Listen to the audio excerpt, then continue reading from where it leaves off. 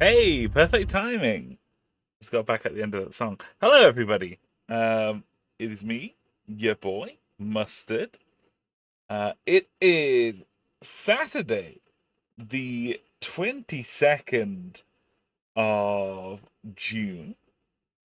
It is 9 p.m. on a beautiful Saturday afternoon. It is Saturday, right? Hang on. I should have said. It is Saturday. It is Saturday.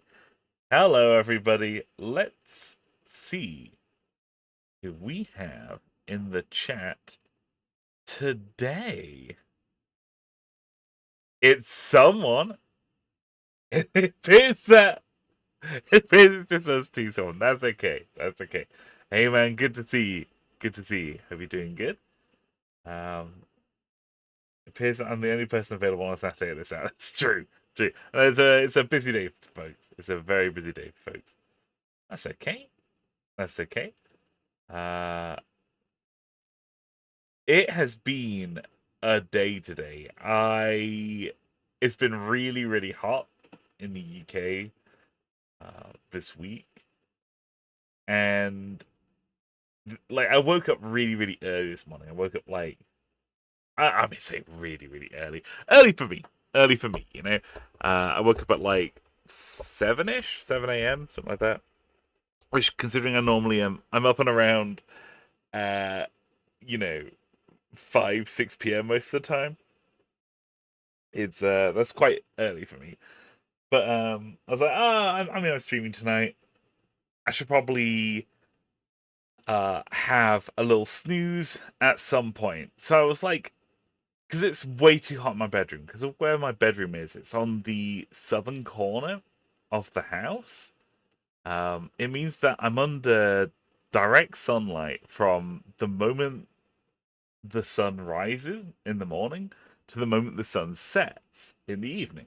So it gets very, very hot in here. So I was like, okay, I'm gonna have a snooze, but I kind of don't want to have a snooze in my bedroom. So I was like, okay, I'm just gonna like go hang out in the living room for a bit.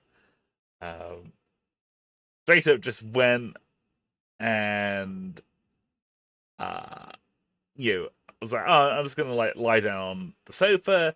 I'm gonna watch I'm gonna watch some YouTube. It'll be great. And then I woke up incredibly sweaty. Just incredibly sweaty. Like not knowing what decade it was, what century it is. Just extremely confused. But let me get an image for you. Um, when I woke up, this is what I was greeted by. That's a gigantic image. Oh, that's a gigantic image. Uh, uh, oh, oh. Okay, this is what I was greeted by. Um, there's a cat in the conservatory. There's a cat in the conservatory. Here's the thing: I don't have a cat. I don't own a cat. Like, I don't have one.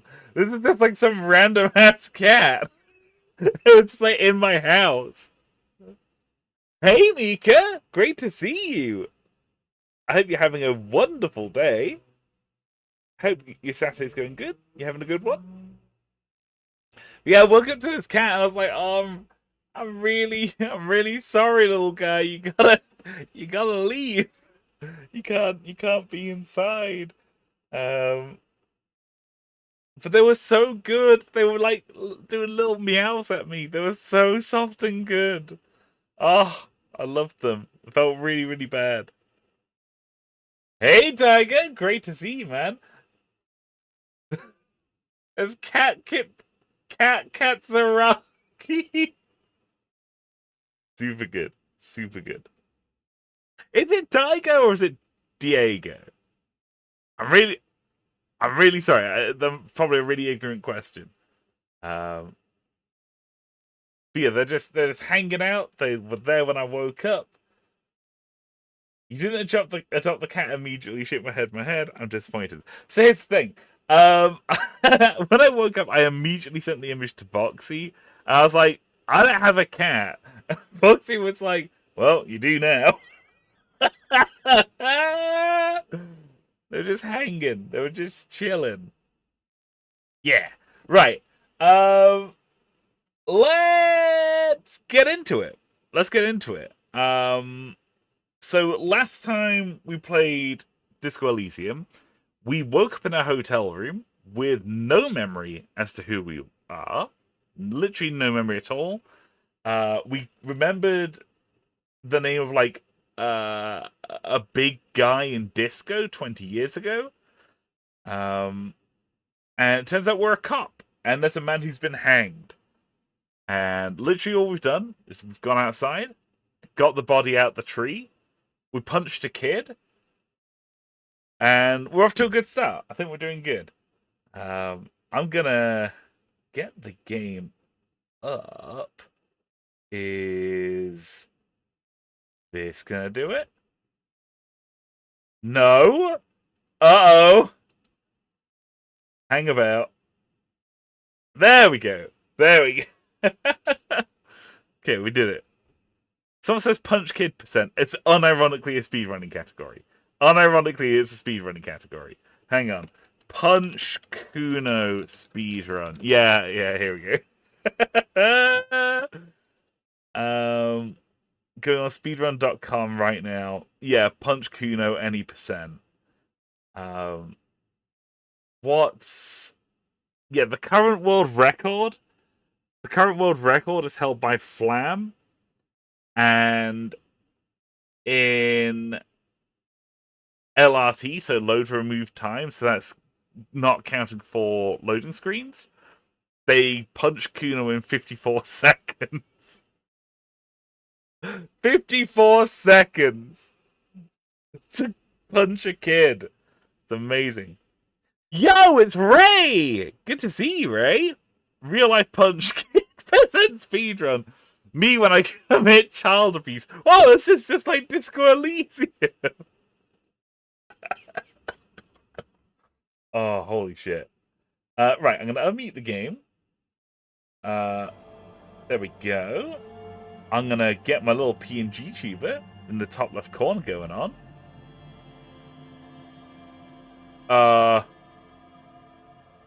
Where am I? There I am. Hello. Ray says, I'm glad I now have a no-context snippet of you saying I commit child abuse. Awful! I can't believe you'd do this to me, Ray. I can't believe you'd set me up like this. I am good, thank you, Ray. I am good. I'm on holiday this week. I've got a week of paid time off, so I am taking it easy. I went to a city yesterday and hung out with my sibling. It was really good fun. And today I moved a bunch of rocks, so that was fun. So I'm feeling pretty tired today, but like tired in a good way, you know. Like in a I'm really glad that I'm sitting down kind of energy, you know. Anyway, let's continue. I'm gonna just hit continue. Oh, okay. So Kim suggested that we maybe go speak to the union boss, Everett Clare, and the Wild Pines representative. Wild Pines being like the shipping company. They've sent a rep out that we can go talk to. But something that I was thinking is the corpse told us to try and just force the ledger. Just use like brute force to crack it open. I'm going to see if that works so that we can get into... Because it says there was a secret compartment, right? So I'm going to crack it open and see what we can find out. It's the ledger you found in the trash. A cabbage of papers hanging from the board, with the permeables drawer inside. It's barely held together by a clip. then made complete by the faint smell of urinal cleaner. Delicious. Okay. So yeah, the hangman gave us some advice. It's just said, just force it. I think his actual words were, "Fuck it hard, Kapopo the clown." So that's what we're gonna do. Let's give it a go. Huh? Is still not what happens. Fuck this compartment. You should throw it away. Okay, we'll figure it out another time. Someone says you point and click to move, and I was expecting Protagonist to say, "I should have wished. I shouldn't have lived to wish him. Lived to wish him more interesting times." First, to put my hands on everything. I've got a lot on my mind, and well, in it.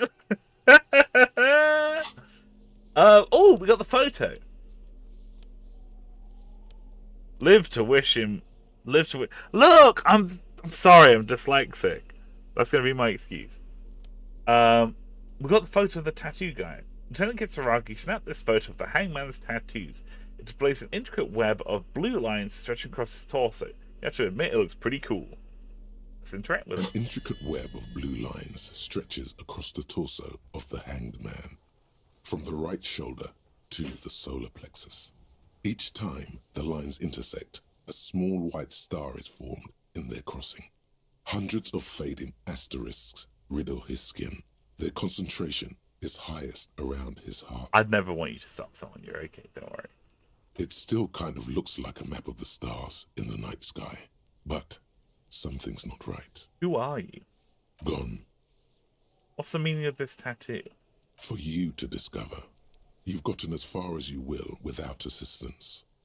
Someone who knows about history could tell you. Interesting. Good to know.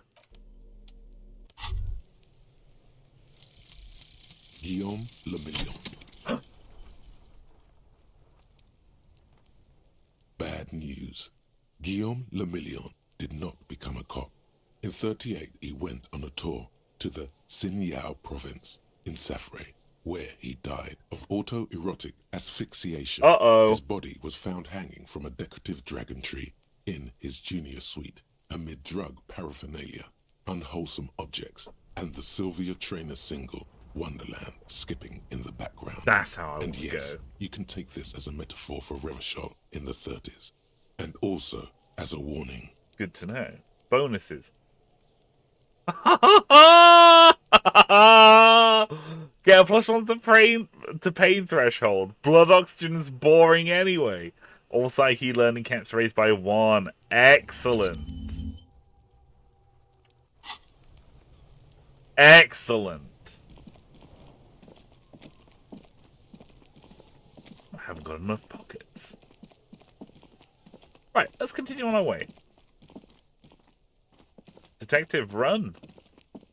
How do I run? Oh.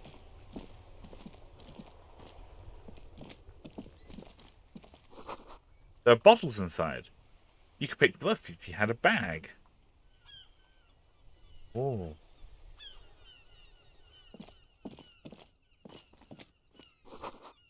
Buddhistan Ghislaine 8B. There's a door here. Digger says maybe you could put the skill point you have on interfacing and then try the ledge check-in. Good call. Interfacing. Level up. Let's give it a go. It's the ledger you found in the trash. A cabbage of papers hanging from the board, with the permeables drawer inside. It's barely held together by a clip, then made complete by the faint smell of urinal cleaner. 83%. Let's go. We got this. Huh? Just relax. The two sides of the board are slightly misaligned, like a drawer that's come off the slides. All you need to do is bend the plastic on your knee, slowly. Ah. The slides snap back into place. It should be possible to just, you know. Yeah, slide this drawer open. Without resistance or sound, the two panels move against each other. The compartment is now open. What's in here? 2 ticket stubs and a handmade postcard. What the fuck? Fucking kill yourself, you arsehole. Why is that there? Ticket stubs. 2 octopuses are smiling, reaching their tentacles toward each other in the colored pencil drawings. The tickets permit access to the zoo in Revachol East. The aquarium costs extra. These let you go there too. Okay. Card. Thin wax paper has been glued to a piece of cardboard. Sounds like leaves rustling when you pick it up. You see violet flowers, floral patterns, patches of glue. Let me give it a sniff. It smells of chewing gum, apricot flavored. A touch of cinnamon, the end of summer. You think the label says tutti frutti. Open it. Familiar handwriting lines the inside of the card. Looped, round letters in a woman's hand. Oh? A young woman in her 20s. There is care, effort, and a smile, you think. Although that is not something you can read from someone's handwriting. Harry, it begins. You're already reading. I wanted to write you a letter so you can read it when you wake up. Maybe it will make you happy. Throw it away, please.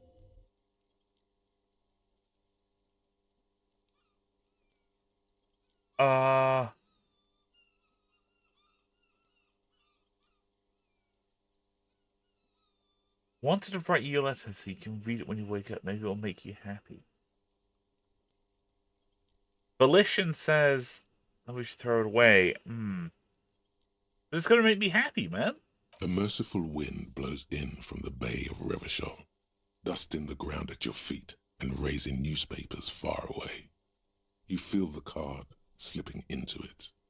I'm going to hold on to it and read the card. Your hands shake, holding on to it. Every morning when I step out and you're asleep behind me, it says, I find a little piece of sadness in me. I carry it in my chest down Voyager Road. Every step I take, it grows. By the time I reach the fuel station, it has filled me entirely. I step onto the light rail and look back. Sparks fall from the bow collector. I know it will be like this until late afternoon, when I get off the 42 and walk back to you. Keep reading. You. Every step I take will get lighter. It almost makes me run. Sometimes I do. I can't believe I met you. I can't believe the happiness I feel with you. You have a vast, vast soul, and I will always, always, always come back to it. Keep reading. Kisses, kisses, kisses.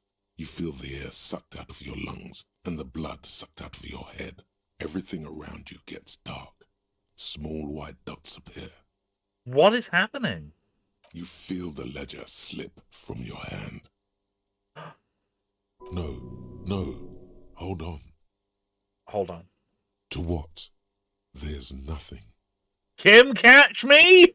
Detective, is everything all right? Fall sideways.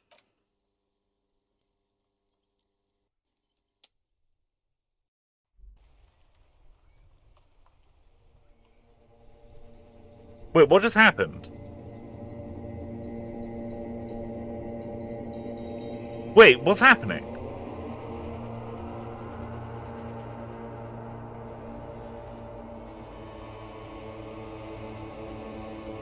What just happened?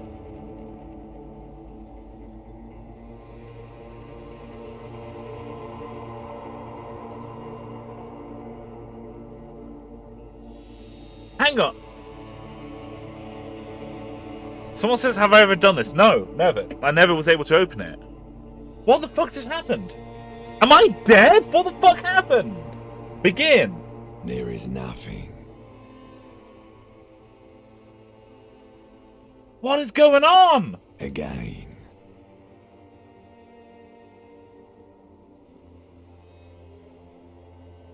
Nothing? Nothing sad, brother. No treachery. Just blackout. It's gonna lie there, passed out. God, I love the ancient reptilian brain.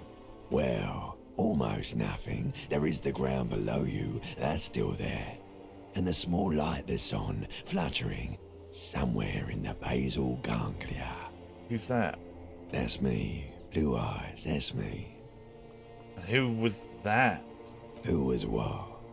He speaks of the sickening longing, the unwell emotion. Even in the darkness, he's grasping for it. Still trying to hold on to the great sorrows slipping in the water. Slimy. Yeah, that's the stuff. Here in the paleo-mammalian cortex, we call it the shadow. I love you, limbic system. Because it's always there. Where's Voyager Road? There is no Voyager Road. There are no roads, no houses, no lights in the windows. It's all on pause. Was that the X something? The... Bloated corpse of the past resurfacing. Yeah, that.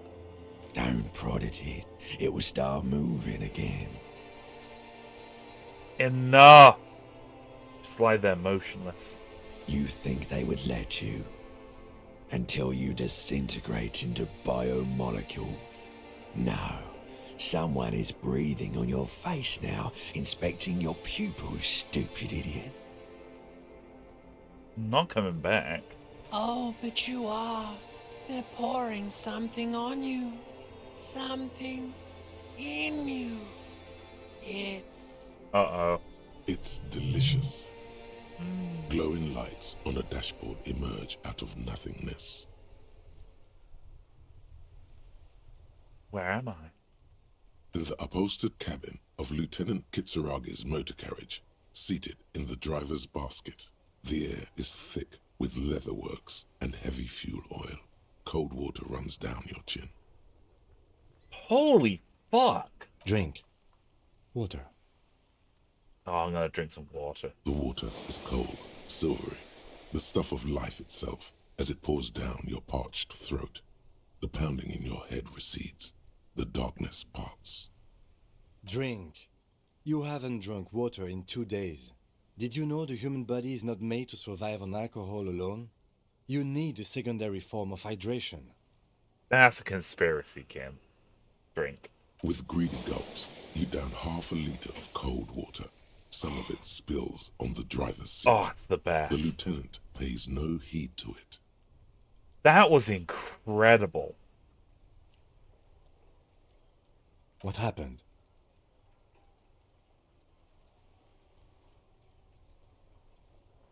I should probably ask you the same thing, Kim. You were reading your paperwork. Then you passed out.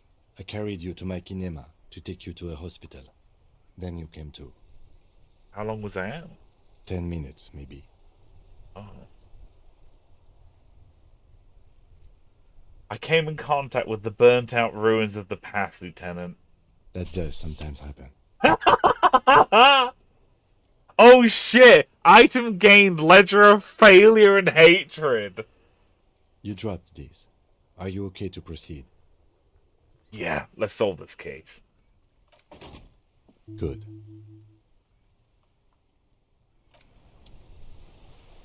Holy fuck. I've never seen that before. That was really, really cool. Oh, it's an item now.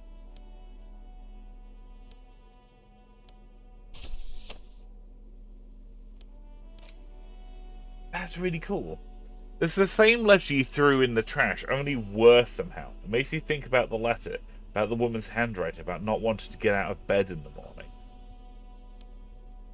Gives us +1 to Inland Empire, +1 to Empathy, -2 to Authority. Not sure I want that. I like having high authority. I'll keep it in the back pocket just in case I need it.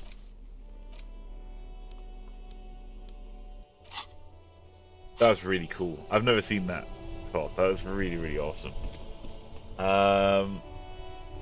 Someone says, "Damn, the unconscious scenes are really good." Yeah, it's fantastic. Really, really good.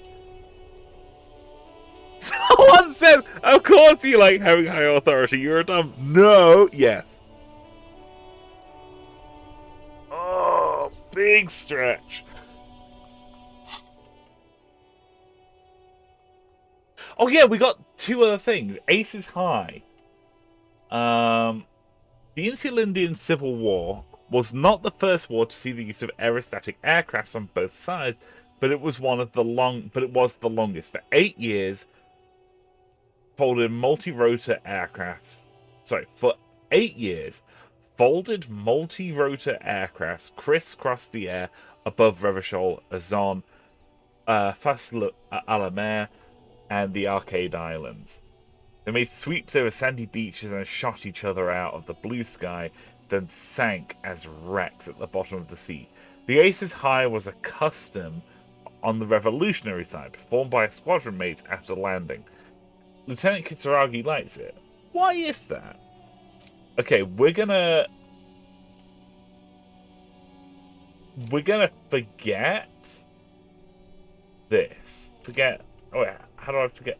Oh, I thought it was permanent. Thought it's permanent. I didn't realize that. I've never unequipped a thought before. White morning. Authority -1. Little guy gets further and further away. You see yourself from above. You're passed out on the blue tiles of a hostel room floor. Even from this distance, you can see your eyelids flutter at the mention of what? A great white object letting out its sweet smell, like a lily of the valley. The little man's forgotten its name, but he still remembers the feeling. And look, he moves. It sounds like something the limbic system would say. The feeling animates him. He instinctively reaches out for the feeling's best friend. A bottle of Commodore Red. He puts on his disco track clothes and gets smaller and smaller. There we go. There we go. And these skill points to forget. Gotcha. That makes sense. I've never seen these skills before either. This is really cool. I mean, we're at... Someone says, yes, if you don't like information, just forget it. Yeah, just drink a lot, and then you'll forget. We need to use Kim's shortwave radio. So, let's use his car. Let's go to his car real quick. Before you stands a motor carriage. Look at this thing. The bodywork is covered in blue and white livery, bearing the number 57. Look at this car! It's so badass! It's got little levers to drive it with and everything. That's amazing. This must be the infernal machine that tore you from oblivion. Open the door. In the cabin, you are welcomed by a set of steering levers, a radio microphone on a hook, a pull-out toolbox under the seat, and the soft glow of the fuel preheater gauge. Tim, how do I turn on the headlights? All right. Ready? I turn, you press start. It's next to the preheater. Press engine start. The dashboard lights up with orange glow. The rouse per minute gauge jumps, and the engine of the Caprice Canadian comes to life with a whiny growl. Oh, yeah. This was the sound that we heard when we woke up. So it was the sound of Kim's car pulling. Press the button labeled headlights. The lights unfold with a little click, casting electrical light onto the ground before the vehicle. Why is my text all fucked up? Do you see that? Like, my text is all fucked up on There the you go. quest completed thing. I'll turn them off from the remote once you're done. We just need to stand in front of the machine now. I'm just gonna play about with the text real quick. I'm gonna disable dyslexic font real quick. I have a feeling it's interfering with the game a little bit.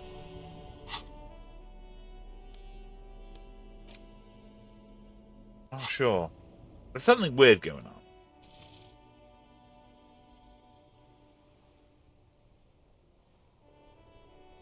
Maybe it's not that bad. I don't know. Okay.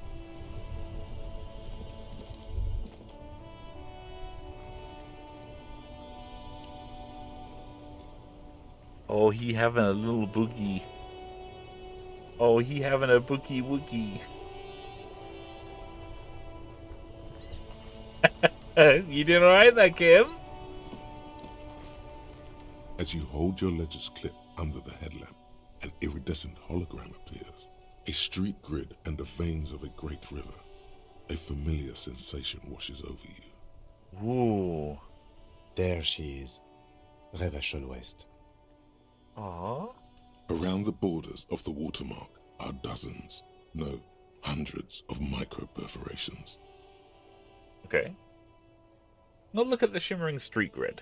The rectangular watermark is overlaid with the logo of the RCM, and yet the major arteries of Revachol are all recognizable. They shimmer in the Kanema's headlights. Wait. Look around you.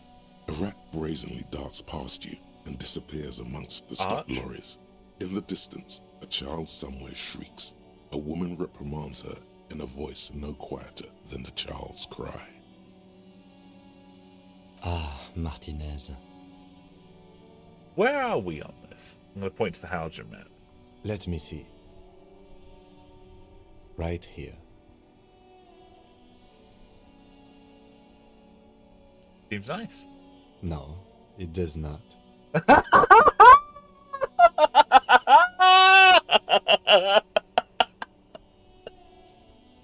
Oh, I fucking love you, Kim.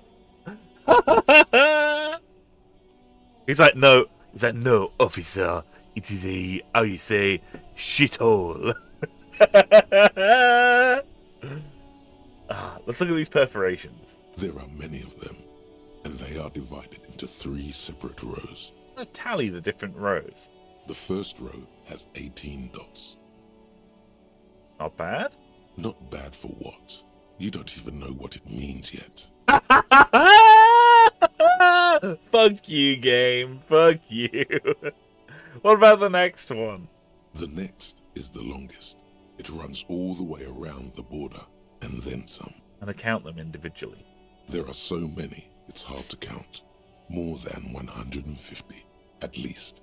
Maybe even 200. Someone says, I love how we can be stupid. Yeah, it's just like me, for real. What about the last row?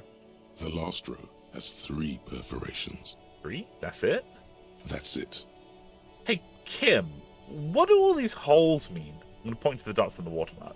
Those are perforations. They represent your record as an officer of the RCM. They are your statistics, as it were. Oh. I should have guessed you'd keep a record. Officers often do.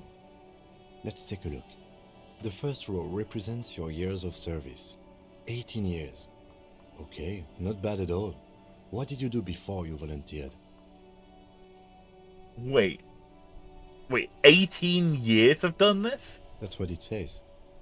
I might have guessed even longer based on your age. Oh, What did you do all those blissful years of your youth?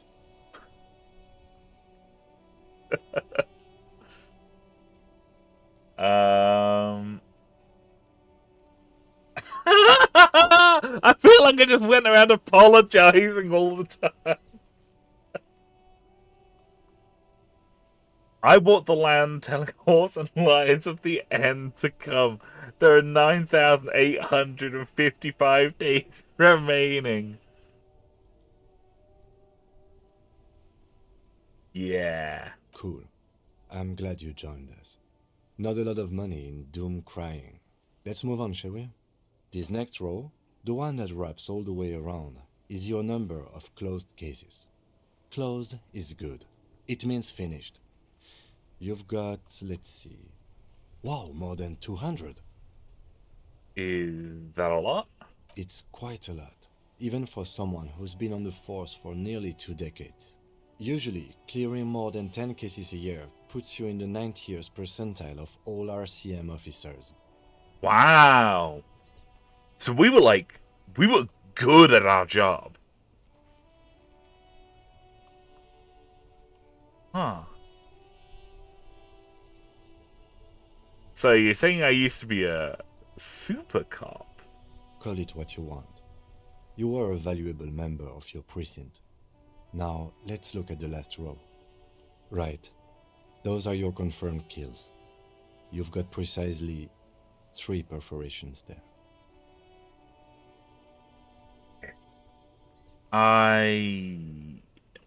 I was expecting a higher number, honestly. For an RCM officer, especially Precinct 41, which is in the Jamrock Quarter, it's rather tame. I mean that in a good way. Yeah. There are certain officers who treat their kills like some kind of ghoulish game. If they do happen to solve a case, it's usually by accident. It's obvious that the lieutenant doesn't think very highly of these officers. Someone says, I mean, if we did 2 cases a week or something. Yeah, that's true. It's true.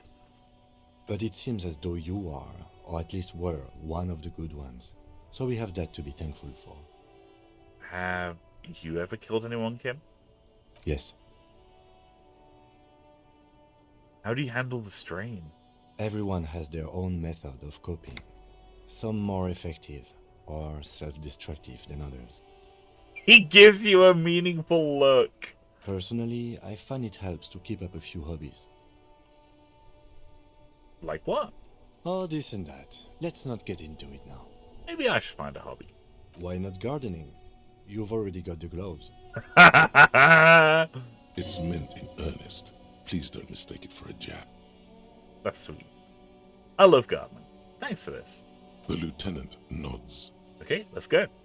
Right. I'll go turn off the lights. What?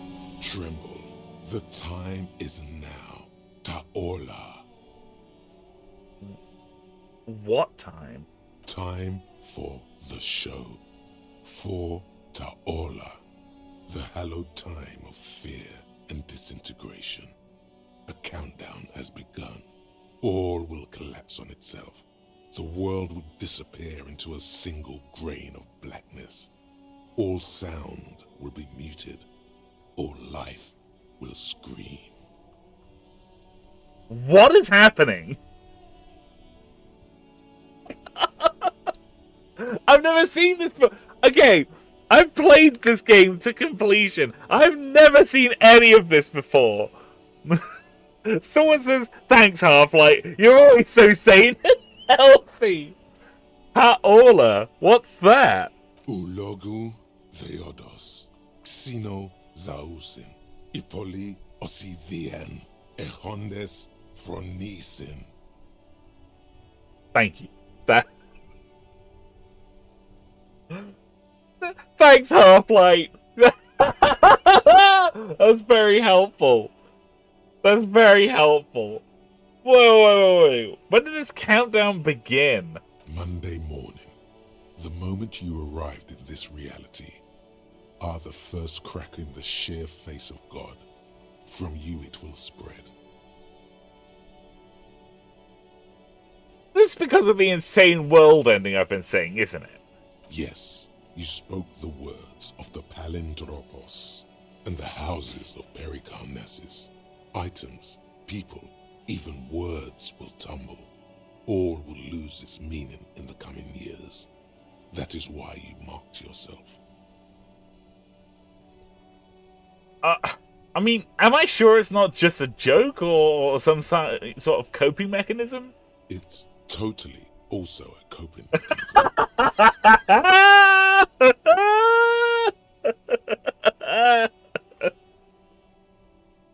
Oh, I love this game so much. I love this game so fucking much. You have no idea. Holy fuck. Oh, I'm a little afraid. So you should be. The world island crumbles at your feet, and in the far plain, Palindropos. Palindropos. Perhaps.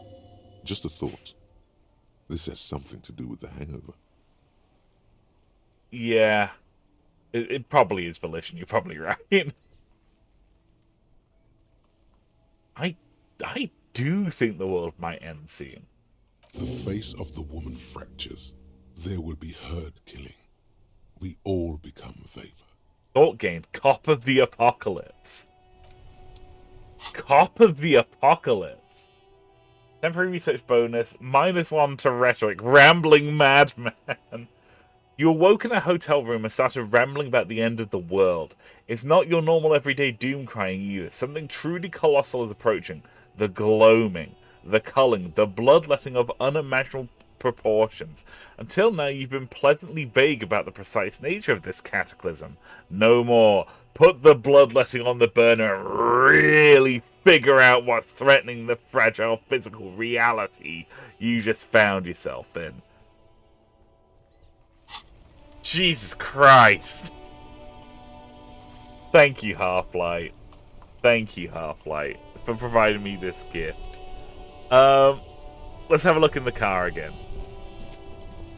Inside, you see a set of steering levers, a radio microphone, a pull-out toolbox, and the soft glow of the fuel preheater gauge.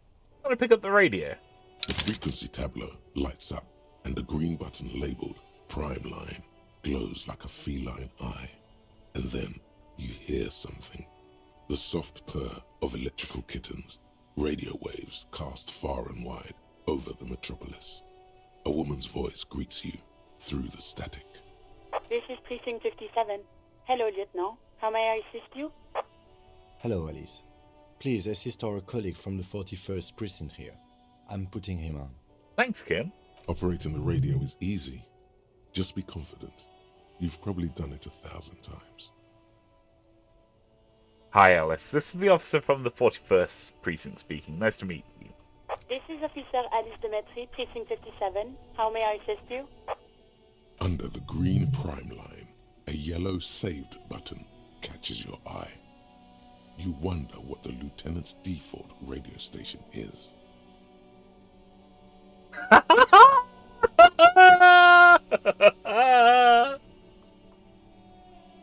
I'm sorry, Alice. I've seen a button and I've got to press it. I'm sorry, Alice. As always, it's DJ Mesh and Fellatio, and you're listening to Street Freaks FM, bringing you the hottest, the nastiest, the most vulgar.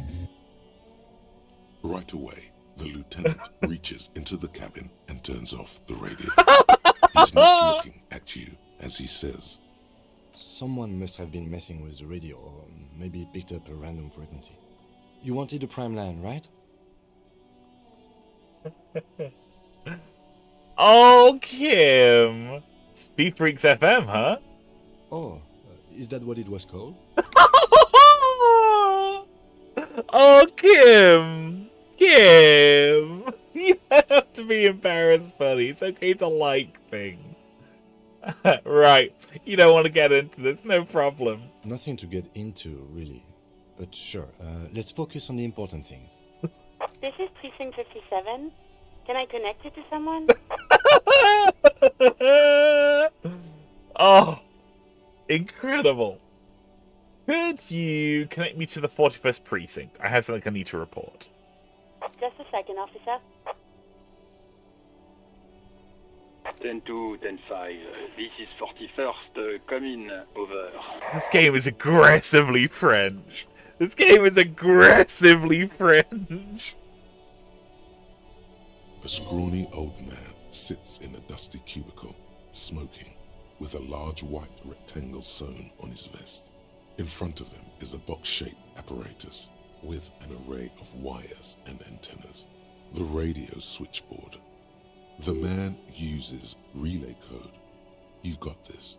You're a cop, and cops know relay code. 10-4, Station 41. I've got urgent business. Over. 10-4, message received. 10-5, relay message. What's your status? Over. Just reporting in. Over. 1018, state your message, sir. I need to report my badge missing. 10-9, over. My badge. I can't find it anywhere. Basically, it's gone. 10-4, message received. This is a very serious situation. I need to 1022 the captain. Over. Is it him? What does he want? Who's this guy? Says he lost his badge and needs to report it. He what? He lost his badge? Hey, who is this? This is Communication Officer Jules Pidieux, sir.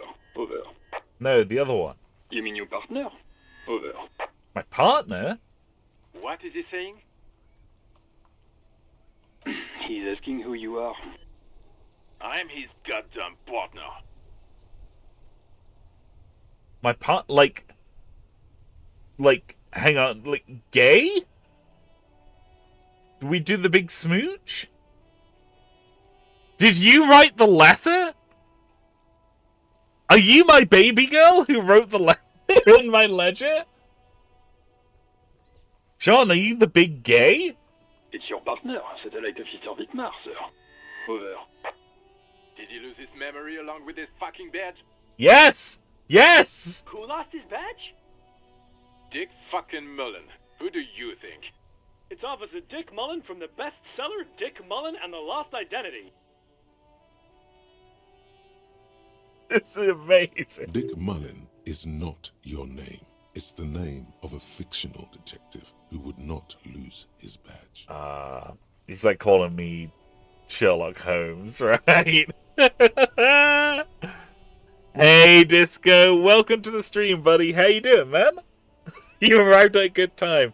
We're just phoning in to report our badge missing. Someone said it's got homosexuality too. I really did write this game. Lol. Defend yourself. Immediately. They're laughing at you. Haha. Officer's lost his badge. Haha. Like I'm the first cop to ever misplace his badge. He says this has probably happened to other policemen before him and laughs sarcastically.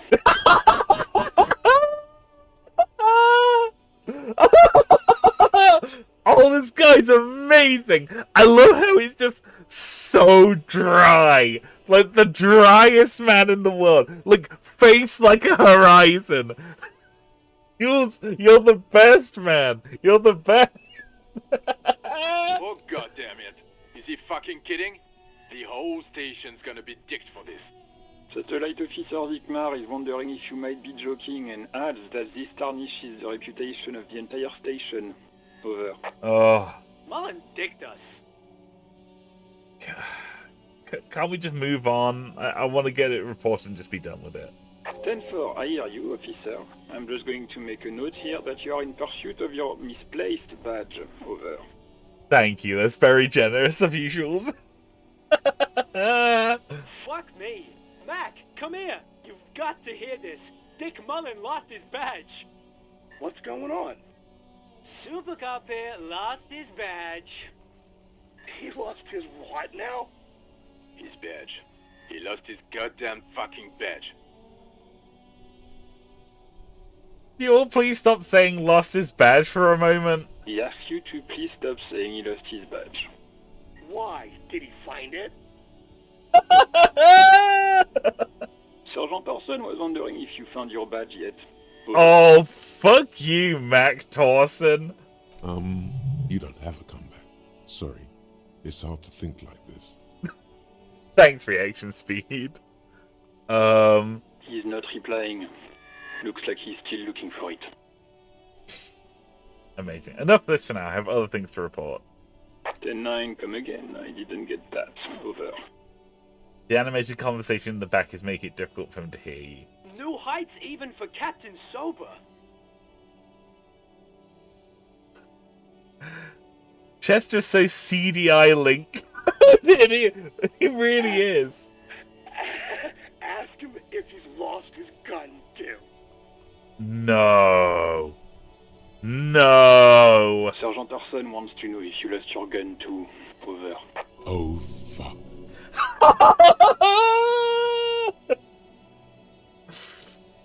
Drama. Medium check. Convince them you didn't lose your gun. Even before you can get the words out, everything gets scrambled in your brain. No, of course I didn't. Fuck. No, of course I didn't lose my gun. Fuck it. I didn't lose my gun. He says he didn't lose his gun. Or his fun, whatever that means. This game's the best. It's so good. Ask him to describe it. His gun. Not his fun. Just the gun will do. Satellite Officer McLean requests a description of your weapon. Over. Oh, request a description, huh? We'll give him one. Describe the plasma gun. The plasma gun? Well, for starters, it's massive. Got flared cooling vents along the front and a hydrogen flash sticking out of it too. Then come again, please. Over. It's got a magnetic accelerator, an arc that accelerates the energized ball of periwinkle blue hydrogen-based plasma to near light speed. I'm going to need to put you on speaker for a second. Over. Shaw's in the bed. In contact, it detonates with the power of a dying star, erasing every living thing from existence. Oh, I mention that it's dripping with sexy blue plasma? The officer is describing his genitalia in exaggerated terms. Over. Host in heaven. Did he lose his gun and his mind? Yes. Dear God, he lost his gun. Oh my, I can't. Uh-oh. This isn't really a laughing matter. Mac can face a giant of Coco Nur by himself, but Disco here made him piss his pants. Oh, I can't. Fuck. He lost his ask him if he still got his wiener. I'm not going to. Ask him. Sergeant Orson here is wondering if you are still in possession of your genitalia. Over. God fucking damn. Yes, I lost my wiener too. Just lay off, okay? He acknowledges your joke and asks you to lay off. Lay off? Lay off? Tell him we'll lay off when he retreats the goddamn police property that he has been entrusted with. Chaos flows through us. Satellite Officer I heard him. I'm on it. 10-4, affirmative. Officer is in pursuit of his firearm. Oh God, Officer, do you need further assistance? Over. I'm in dire need of financial assistance. 10-4, I hear you. I don't have the authority to grant your request, but... What does he want now? He's asking for money. Is he fucking kidding?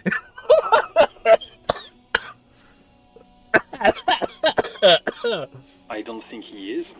Don't give that asshole anything. He's just gonna drink it all. Alright, that's a negative on the additional funds, sir. Over. Please, I'm begging you here, man. I don't even have a place to sleep tonight. He says he's in trouble, doesn't have a place to sleep. Well, I guess he'd better crack the case before sundown then. God, fuck you, Jean. Fuck you. Vicmar said...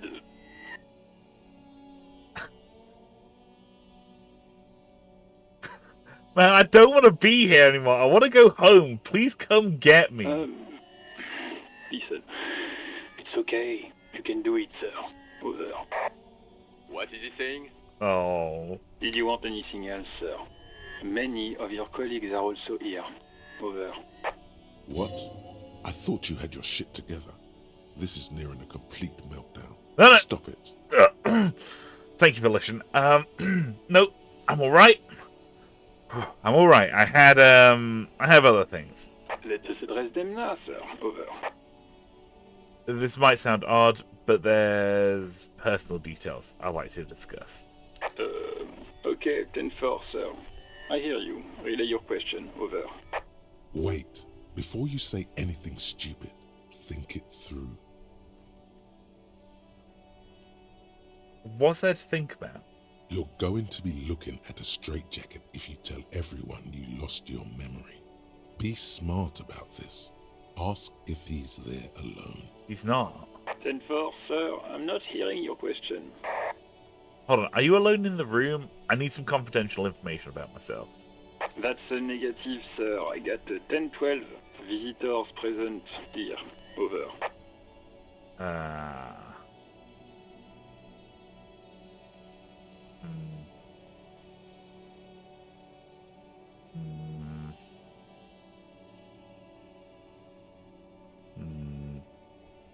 Do we still go through?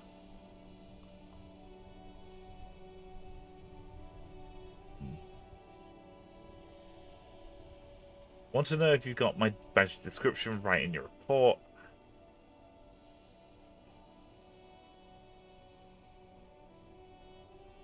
I want to know if you got my badge's description right in your report. Could you read it to me? Name, rank, date of birth. What? What is it? He's still on the line? He wants to verify the information on his badge. But of course, it says Dick Mullen, High General of the Revacholian Cavalry Force. Oh, that's my name, Dick Mullen. Tell him to stop wasting time. What do you need, sir? Over. I'm looking for my address. I don't know where I live. 10-4. Your address? Hold up, Jules. He doesn't fucking know where he lives? Did I hear that right? Uh-oh. Seems like it, sir. No, fuck him. Don't tell him anything. You understand? He's been hellbound for the gutter. Let him have it. Sorry, sir. Anything more I can do for you? Over. For the future, please refer to me by my full name for the future. 10-9, repeat message. I didn't get that, sir. Over. Stop calling me sir. Can you use my real goddamn name, will you? What? What is it? What can he possibly still want from us? He seems intoxicated and keeps asking me to call him by his name. I'm not drunk, man! Mullen's drunk and emotionally aggressive. That's new. Fuck you, Chester. Wrap it up. Don't indulge in his drunken antics. Any news about my, family? 10. Excuse me, sir. Over. You probably don't want to continue on this road. I just thought you might have heard from them, that's all. No, sir, I haven't. You're not really keen on mentioning your home life, so I've always assumed things weren't that good on that front. Over. Oh, that's sad. Oh, that's very sad. That's sad. I'm sad now. Have I ever told you about my life before the RCM? 10-4, well, that's, Does he actually want something, or is he hell-bent on disrupting our work? He asked if he ever told me about his days before joining the RCN. For God's sake, cut this shit out! Tell him to stop wasting time and be a goddamn policeman for a change. Sir, Satellite Officer Vicmar says... I heard him. I heard him. So, was there anything else? Yeah, let's wrap this up. Understood, sir. Over. 10-10, over. Roger that. 10-10. Over and out. Man, that sucked. That sucked, man. Holy fuck. Of the radio again. I do actually need to do that. This is Precinct 57. How may I assist you? Alice, I need you to connect me to a civilian. Lady by the name of Sylvie. She may have reported a murder. Of course. What is her number, officer? Kim. Didn't God give you Sylvie's number? Yes, hold on. Her number is 005 1944 298. Thanks, Kim. Received. Hold on, officer.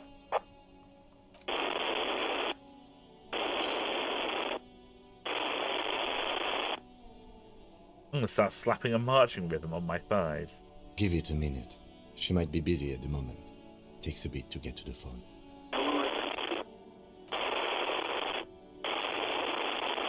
I just realized that the thing in the background there looks like a what you call it? Like a reel-to-reel tape. Looks like magnetic tape in the background. That's really cool. I like that. Officer, I have Sylvie Malaika on the line for you. Thank you, Alice. Yes, hello?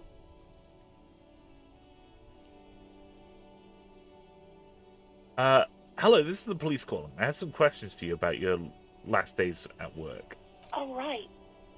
Hello, officer. What can I do for you? Oh, I don't like the fact that she recognizes us. There is no resentment in her tone. She wants you to ask her out. No question about it. I don't think that's true, electrochemistry. I don't think that's true. You quit your job at the Whirling. Why? You mean, why did I leave the bar? Honestly, I'm not really comfortable discussing it with you, sir. Wait, why aren't you comfortable discussing this with me? Let's just say I left because I needed to get away from someone. The person who, potentially caused in the murder had to get away? Why? Get away from whom? You know whom. No, I don't. No, I don't. All right, I mean, I won't push this. Are you ever going to come back to work? Maybe, I don't know. I just know I have to take some time off right now. Was it you who called the police? No, not me. Oh, it wasn't you?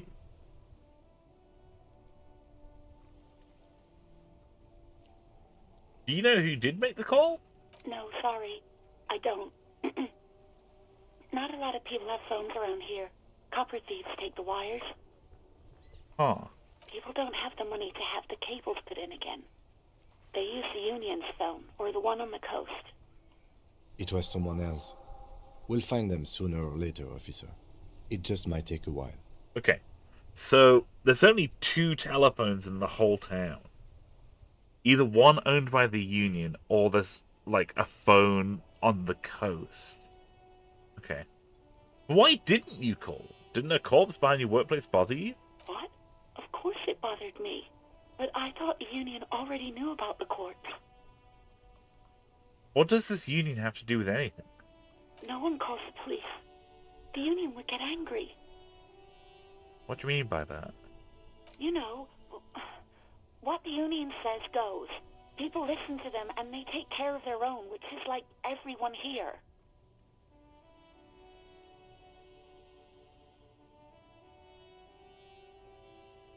Wait, Kim, is she speaking the truth? The Union is the law around here? Legally, no. In reality, yes. Martinez is de facto policed by the dockworkers union. Interesting. Words are not necessary to feel the lieutenant's discontent for the situation.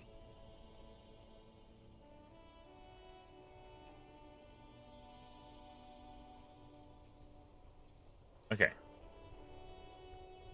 It looks like there's a limit to my authority then. Tell me, why exactly did you let a corpse hang in your own backyard for weeks instead of calling us? I didn't want to get in trouble with the others. Push her further. Show her the error of her ways. Authority, I think that's a bad idea. What others? The other people who lived around here.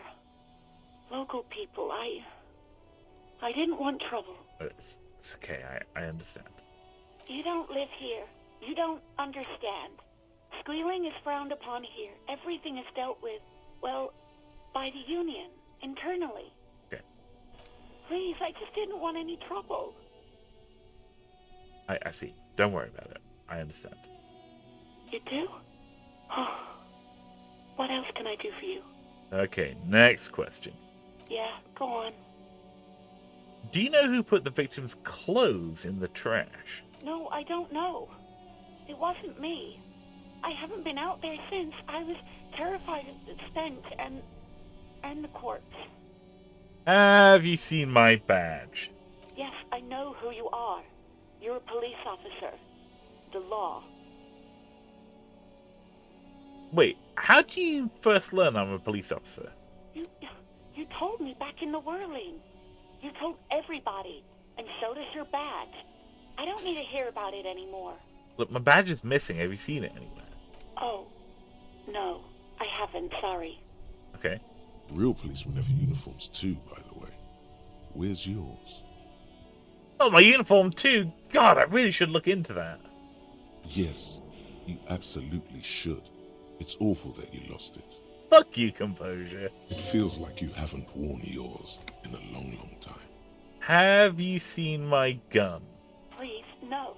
Not this again. Everyone saw your cool gun, detective. Uh-oh. I showed you my gun? When did that happen? You were trying to impress some people with it. Everyone was eating, and what did I do? you were waving it around in everyone's face, begging them to describe it. You said it calms you, and then you started making suicide jokes.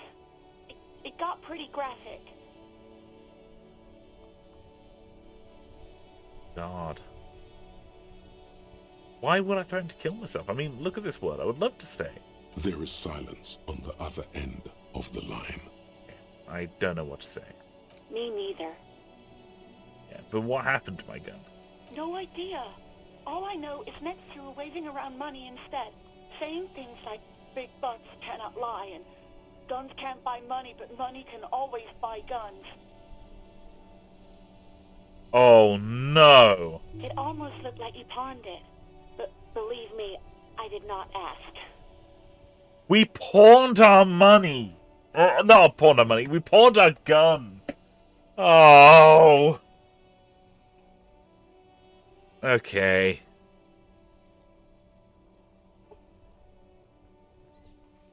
This guy says, after that interaction, why is she still speaking with you?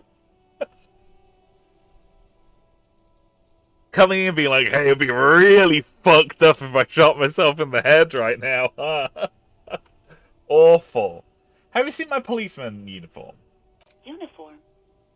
I never saw you in any uniform. You had your things on. The disco things. Okay. So this is kind of like my uniform then. Okay.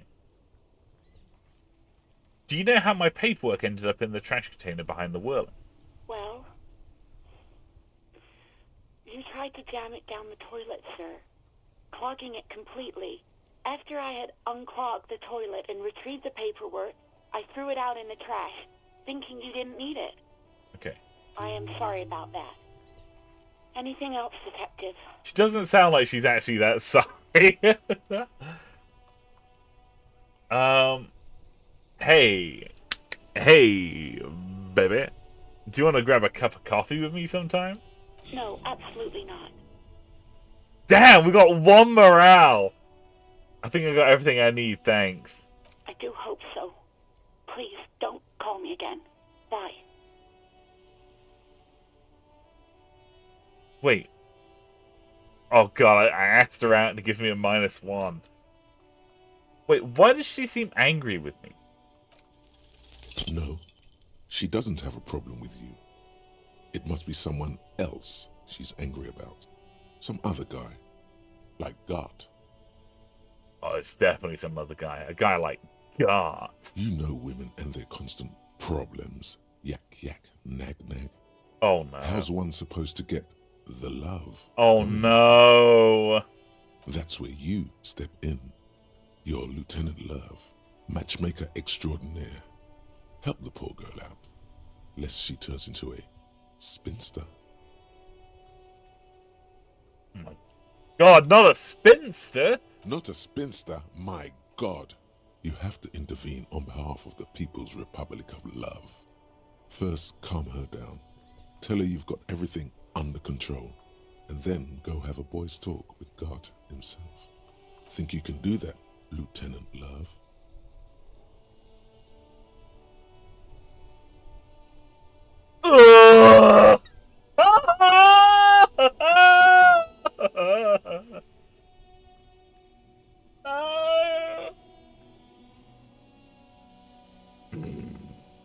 So that kiddo, listen, I've got everything under control. No. What?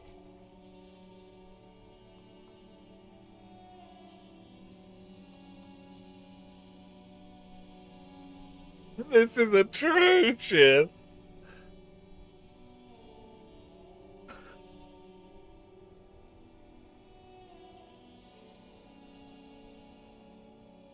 This is atrocious. This is awful. I know, baby, I know. It's just that you've got that sweet woman-child thing that makes men go crazy, especially a man like Gart. Oh God. Please, just stay out of my life. I've got a hunch that your love life is about to get a very pleasant turn. Give the lieutenant a knowing wink. Ah? What? What is it? You'll see, Lieutenant. You'll see. Wink. Call was terminated by the other party. Anything else, officer? Totsugart, Lieutenant Love. It's on. The love quest is on. Too late, everyone. It's on. Take it to God now. This is awful. No.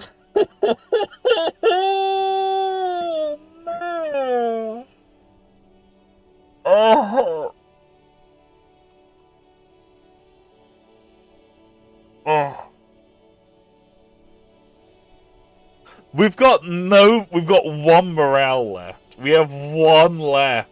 If we take any more morale damage, it's a game over. Someone says, I feel uncomfortable just thinking about trying to write stuff like this. Yeah, it's extremely cringe. Writing the good dialogue, awesome. The dialogue's fantastic. But it takes an exceptional writer to write cringe. This is weapons grade cringe. I love it. I don't mean that in a bad way. I mean that 100% excellent. Yeah, you summed it up perfectly there, someone. Good job, Disco Elysium. Thanks. I hate it. Alice, could you run a serial number from a pair of armored boots for me, please? Sure, officer. What's the number? And the make of the armor, if you know it. It's E50 100 1000. The make and model of the armor is fair with a T500 VE. Got it. I'll contact the ICP database immediately. Call back tomorrow. Hopefully they'll have dug up something useful by then. Thanks, Alice. The International Collaboration Police, ICP, is an inter-Isolari law enforcement service, the crown jewel in the moral intern diadem, alongside EPIS and the coalition government. Yeah, done with the radio for now. 57th, over and out.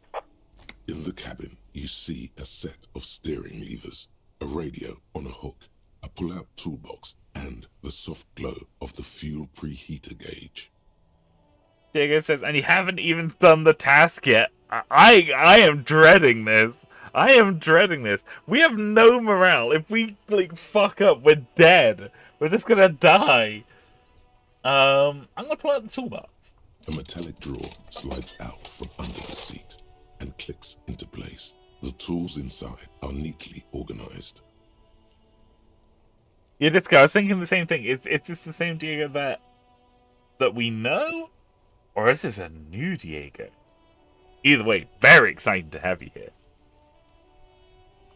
Take what you need, officer. It's going to be a long case. I'm not protective of my tools, like some men are. He's clearly a little protective of his tools. But what can you do? Work is work. I'm taking the red tip pry bar. The pry bar feels nice and cold in your hand, heavier than you'd think. Useful for opening all sorts of doors and lids. The rubber-handled chain cutters. The handles are long and sleek. Snap, snap, go the cutters in your hand. You can do good work with these. Cut chains, locks, and ropes, especially belts. Good. I'm going to take the hand-cranked flashlight. It's robust, weatherproof, and well-made. Police issue, blue. Lets you see things in the dark you would otherwise miss. I'm going to push in the pull-out toolbox. The pull-out toolbox slides back into its nest. Preheater gauge casts a warm glow on the steering levers and the radio on its hook. I took your tools, Kim. I'm not gonna give them back.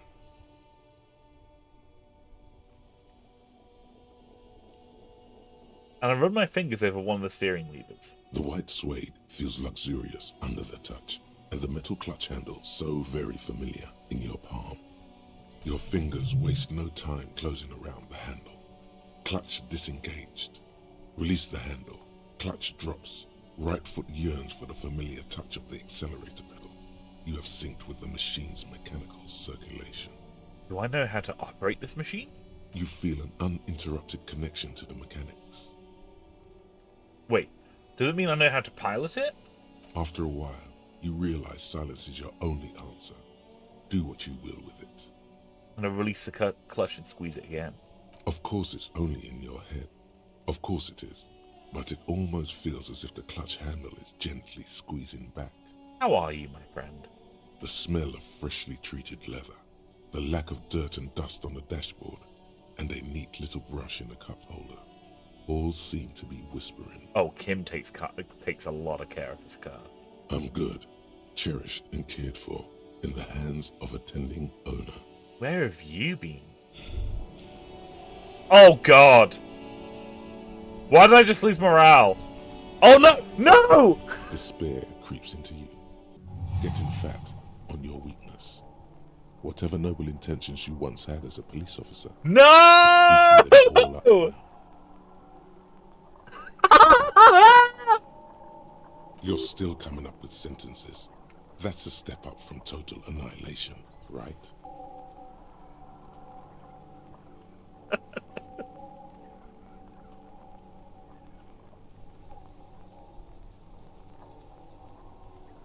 I'm seriously running out of shits to give, Kim. Fuck you!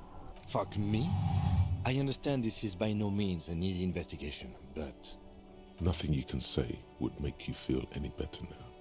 Cop gives up the detective genre for social realism. Another police officer resigned from the RCM following a nervous breakdown. He now lives under a bridge, drinking and occasionally throwing excrement at passers-by, shouting, "I never loved that woman." When asked to comment, former colleagues objected to the theory that his psychological disintegration was precipitated by his wife leaving him. "It's because the Furrows lost that match," said Captain Ptolemy Price, once the man's superior officer. "It's because he couldn't get a big gun from acquisitions, and anyway, police work really burns you out after a while," Satellite Officer Jean-Vic Mayer, the deranged former cop's partner, commented. Sergeant Mac Torson, another former colleague, did not propose any theories, merely saying, whatever happened to him wasn't about birds. He got fucked, that's all. We got a game over. We got a game over. We looked at a car and had a mental breakdown. Oh. Ah, nice. Great to meet you, Diego. Great to meet you, man. You're very welcome. Pull up a chair and enjoy. Fuck! Hang on. Oh, we're so far back. Okay. Okay. Oh, we're so far back. Oh, this is what happens when I don't have Arch around, man. Yeah, this is my first time dying. This is my first time dying.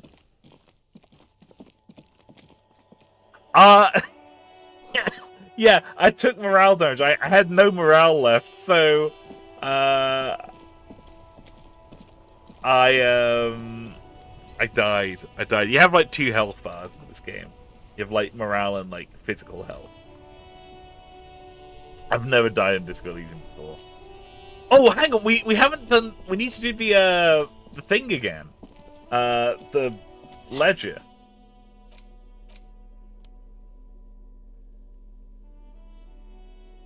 Use the quick save. Is that F5? Yeah. Good call. Thank you. Right, we've got some ground to recover, so we're gonna get the ledger out again. It's the ledger you found in the trash. A cabbage of papers hanging from the board. With the permute is still not what happened. No! Fuck this compartment. You should throw it away. Okay, we're gonna put another point into interfacing again. One more try. Let's go. It's the ledger you found in the trash. The cat is still. Oh, what happens. mate. Fuck this compartment. You should throw it away. Okay, now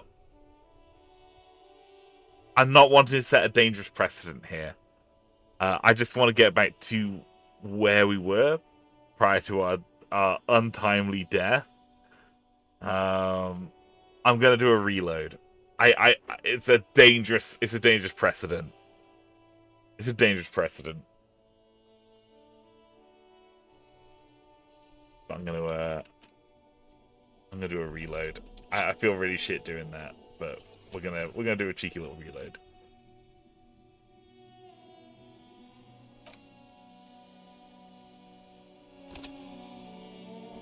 I don't like save scumming, but that is something that I am gonna do right here. It's the ledger you found in the trash. Just relax. There we go. The two sides of the slides snap back into place without resistance. I'm just gonna click or on through sound. super fast, The okay? two panels, 2 ticket stubs, and a hand. 2 octopuses are smiling. Thin wax paper has. It smells of a touch of cinnamon. The end. Familiar. A young woman. Harry, throw it away. A merciful wind blows in from the bay of Revachol. Your hands shake. Every step I take, you. Kisses, kisses, kisses. You feel the air sucked out of your lungs, and you feel the ledger. No, no. Hold to what? Detective.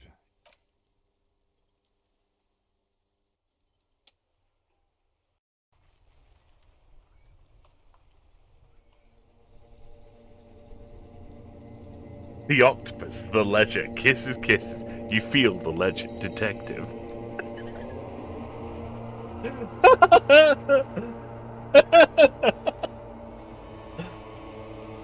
There is again nothing's. Well, that's me. Who was what? He speaks of this here in the bay because it's always there. Bloated corpse of. Beautiful. There is no Voyager Road. You think they would let you? Oh, but you. It's the glowing lights on a dashboard emerge out of nothingness.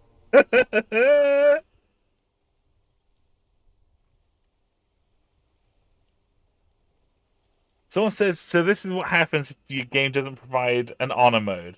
What a shame to see such a promising young man fall to the temptation of cheating. Oh, still can't believe I lost,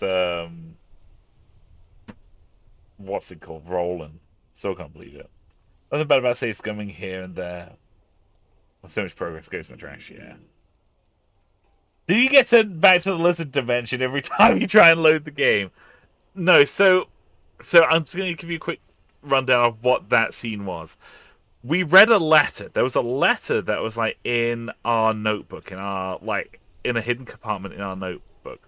It sounded like someone saying that they felt really sad every day when they left us in bed to go to work, and that they're really, really looking forward to coming back to be with us. Sign kiss, kiss, kisses, and us reading that makes us pass out and go into the lizard dimension. And now we're waking up again. In the upholstered cabin of Lieutenant. Drink. Water. The water is Drink. with greeting. What happened? You were reading your 10 minutes, maybe. That does sometimes happen. You dropped this. Are you okay to proceed? Let's solve this case. Good. Guillaume Lemillion.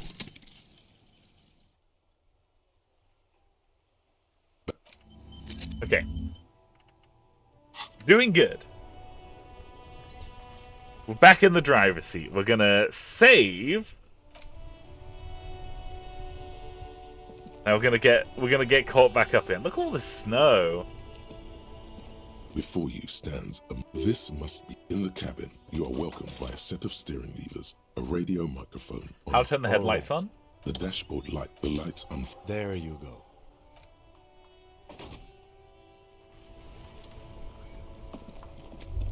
As you hold your ledger's clip, under the There she... around the borders of the rectangular watermark is a rat let me see. Right here. No, it does not. the rectangular watermark. Let me see. Right here. No. The rectangular. Oh, Let me but see. I keep Right misclicking. It has its problems. There are many of them, and they are divided into 3 separate rows. The car is screaming metal morale trap. Don't run out of morale in that car. Try not to. The first row has 18. Not bad for what? The next, there are the last row. That's it. Those are... The first row represents your... That's what it says. I might have guessed even longer based on your age. What did you do all those... Cool. This next row... Wow, more than 200. It's quite a lot. Call it what you... Right. Those are your confirmed kills. For an arse, there are... But it seems as though you are... or at It least is very you're funny to one of skip through the good dialogue ones. very quick. So, yes.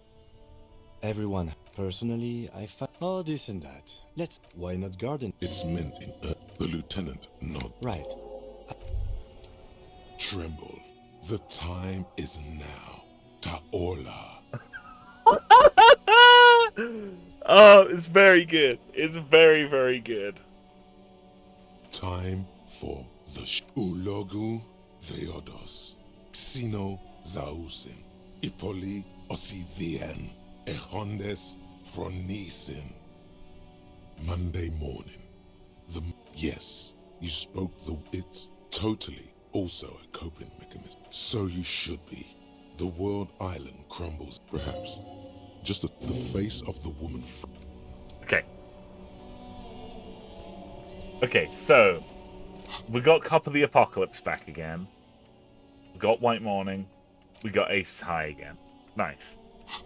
We're gonna again. In fact, we're gonna do a quick save. F5, baby, easy peasy. Oh, don't wanna. Okay. Inside, you see a set of steering levers, a radio microphone, a pull-out toolbox, and the soft glow of the fuel preheater gauge. I once watched a streamer that started crying like crazy the moment he read that letter from the ledger. It's really heavy. It's really, really heavy.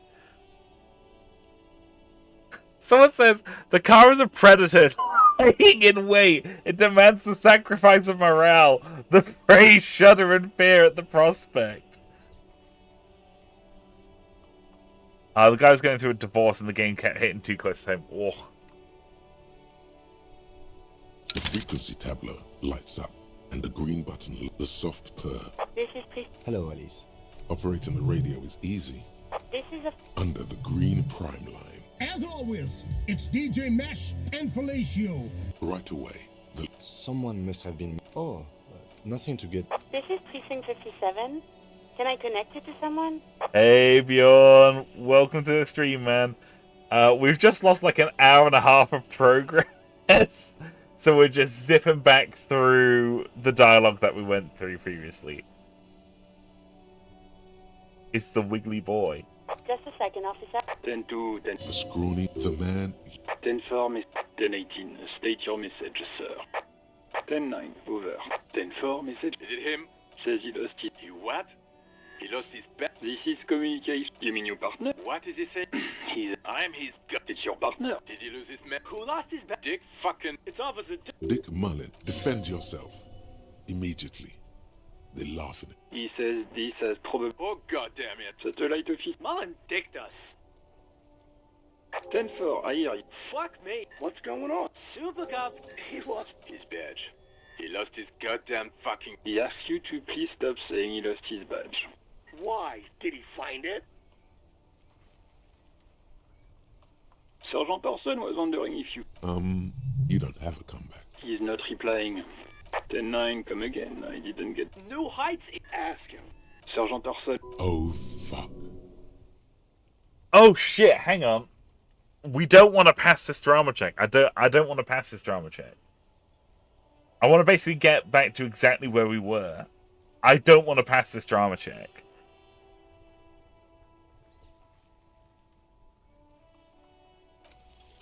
Even before Good. you can get the words out, everything gets scrambled in your brain. No, of course I didn't lose my gun. Fuck it, I didn't lose my gun. He says he didn't lose his gun.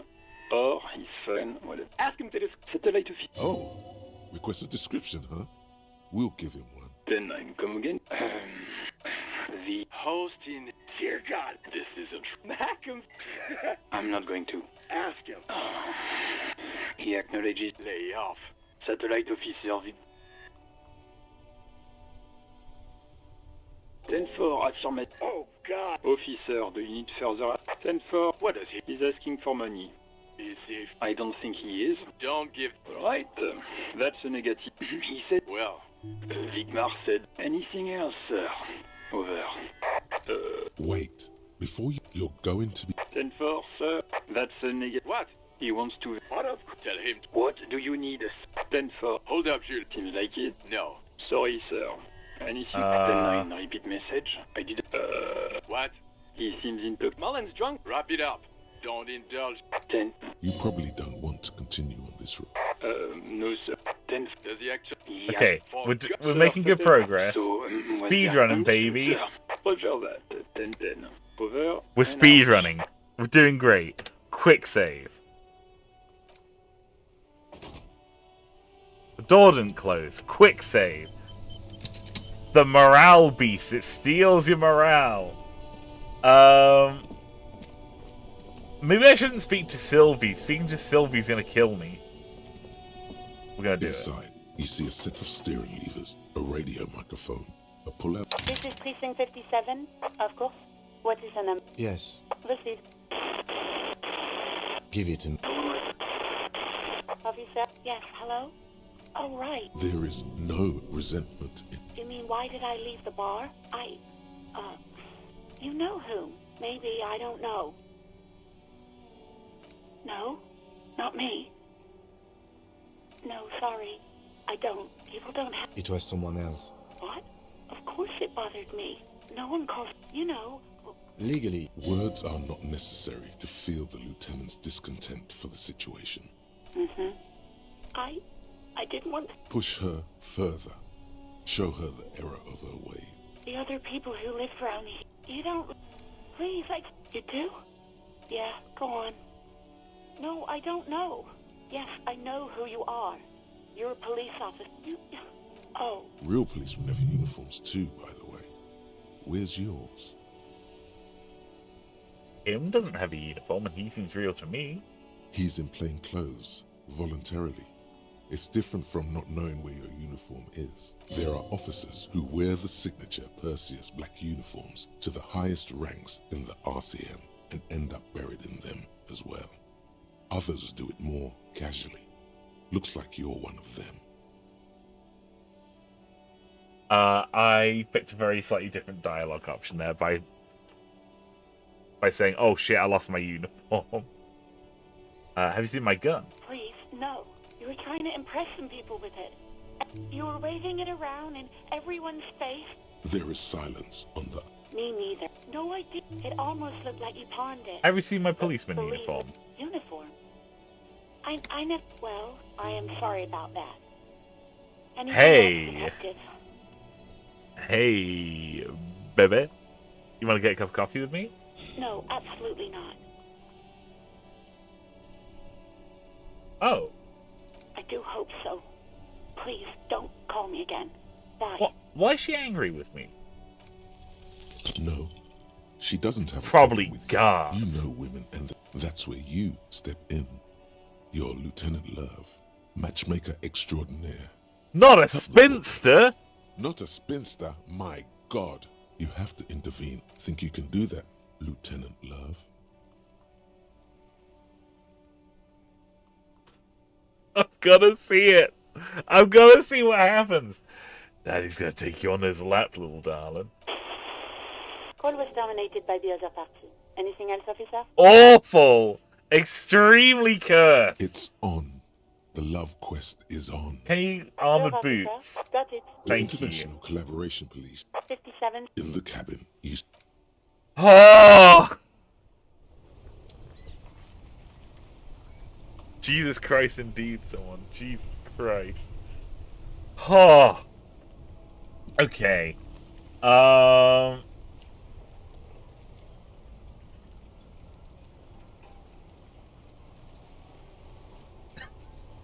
Don't ask the car where it's been, or you'll die.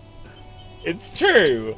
The beast hungers yet. Inside, you see a set of steering levers, a radio microphone, a pull-out. Oh, I need the tools. Take what you need. He's clearly Give me the your crowbar tools, Kim. useful for the handles. You can do. It's robust. Lets you see things in the dark. The pull-out toolbox, slide. The white suede feels luxurious under the touch, and the metal clutch handle so very familiar in your palm. As you tap on the gauge, the indicator pin jerks as if startled.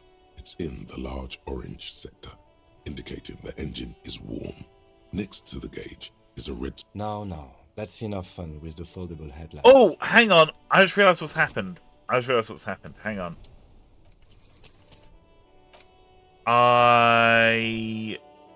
In my save scumming, I didn't put my point into interfacing. I don't want to miss that. Inside, you see a set of We- steering levers, now, a radio microphone. We a pull-out missed toolbox, dialogue there. and When the we were soft running our glow fingers of over fuel the... preheater gauge. When we were running our hands over the steering levers, we didn't get the dialogue because we didn't have enough interfacing.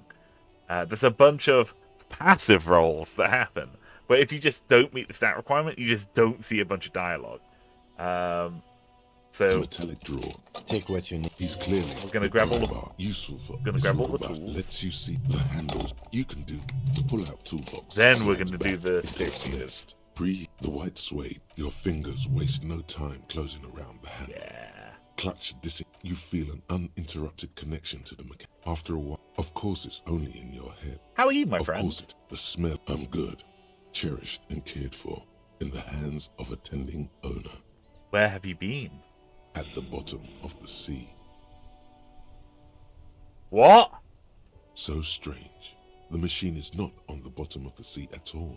It's right in front of you, well kept. Why did it say that? A dark feeling. This is going wrong. Let go of the clutch. Release the clutch handle.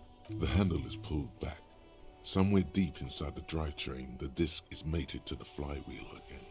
In the cabin, you see a set of steering levers, a radio on a hook, a pull-out toolbox, and the soft glow of the fuel preheater gauge. We made it through. We've got one morale left. The beast still hungers yet. There's still more dialogue to pick. We're going to close the door. Kind of. The door isn't closing properly. We're going to quick save, and we're going to continue. Inside, you see a set of steering levers, a radio microphone, a pull-out Tap on the toolbox, fuel and preheater the soft- gauge. As you tap on the gauge, the indicator pin jerks as if startled. It's in the large orange sector, indicating the engine is warm. Next to the gauge is a red switch labeled heat. Now, that's enough fun with the foldable headlights. I know they are mesmerizing. They are also fragile. I'm not going to turn it on for you again. Kim, what are we looking at? What is this machine? This is the Caprice Kinema, my motor carriage. You can use the toolbox and the radio if you'd like. Motor carriage. Something bad with a motor carriage. A dark lump rises in your throat. What's this sinking feeling I have with the words motor carriage? Nothing. It's probably nothing. Forget I brought it up. Please proceed with the carefree lollygagging.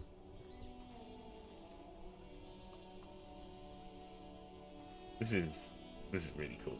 Do all policemen in the RCM have such cool motor carriages? The Caprice motorcar does provide most of our patrol vehicles, yes. But this is different. This is a sports model. I might be wrong, but this one's a sports model, right? You're right. I didn't take you for a motorcar enthusiast. Do you also like Tip Top, Detective? What's Tip Top? An interstellary racing series. You should definitely give it a go if you like motor carriages. It has fantastic competition. That's cool. I love the fact that Kim's a car nerd. Like, it's just a guy he likes his cars. What a cool guy. I love you, Kim. Can we turn on drive somewhere? No, I'm afraid not. We have a murder case on our hands, remember? Oh, yeah. Forgot about that. I hate being a cop. This is supposed to be what woke me up when you arrived at Mars Mace, the infernal noise. Yes, sorry about that. The Kupris kinema does have a rather distinctive engine sound. He says it with very badly concealed pride. Let's look around the cabin again. In the cabin, you see... Closed door. We did it. We survived the car. We made it through unscathed, but we're barely hanging in there. We're barely hanging in there. We need morale. We need morale urgently. Urgent need of morale.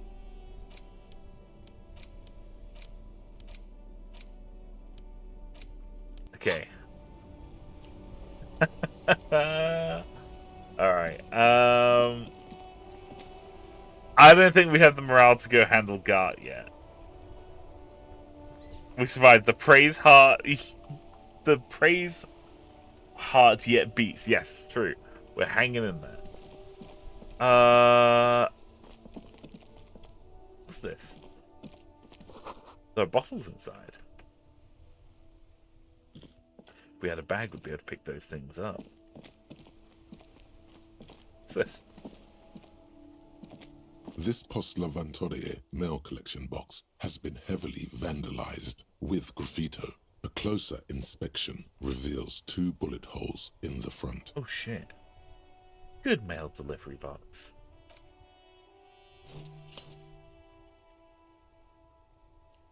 The box seems happy.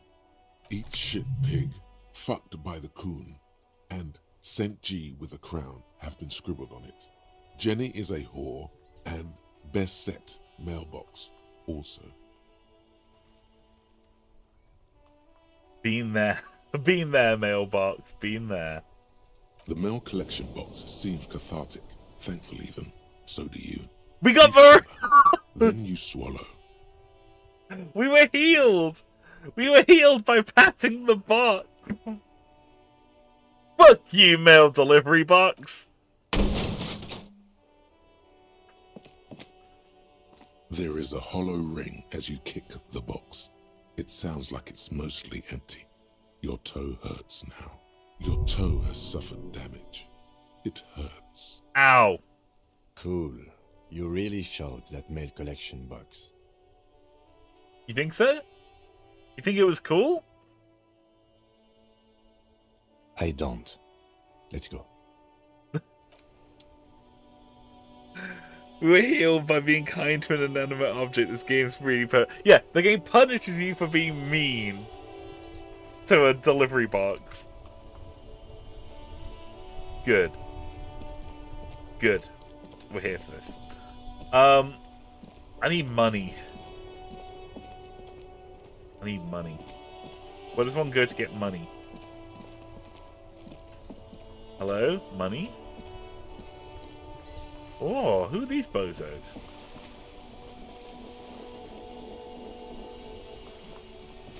Who are these guys? Hello?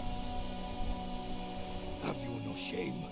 Whining about your back every time you bring out the measuring tape. René, you're a man with a fork in a world of soup. Please, let's just try to enjoy the game, alright? The other one's eating a big sandwich. I could go for a big sandwich. I'm trying to, but you keep breaking my concentration. You're old. I can see that. We're both old. Now stop grabbing your ass like it's a girl. These manly men are playing balls. This is a ball game. Grab a ball and play it. Don't ask questions. Shoot first. Ask questions never. Shouldn't I ask what game it is first? No, you got this. There's the ball. You're the game.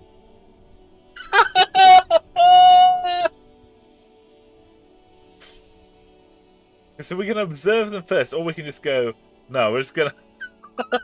Wait, hang on. If we act without hesitation, we get a +2 to grab a ball and show them how it's done.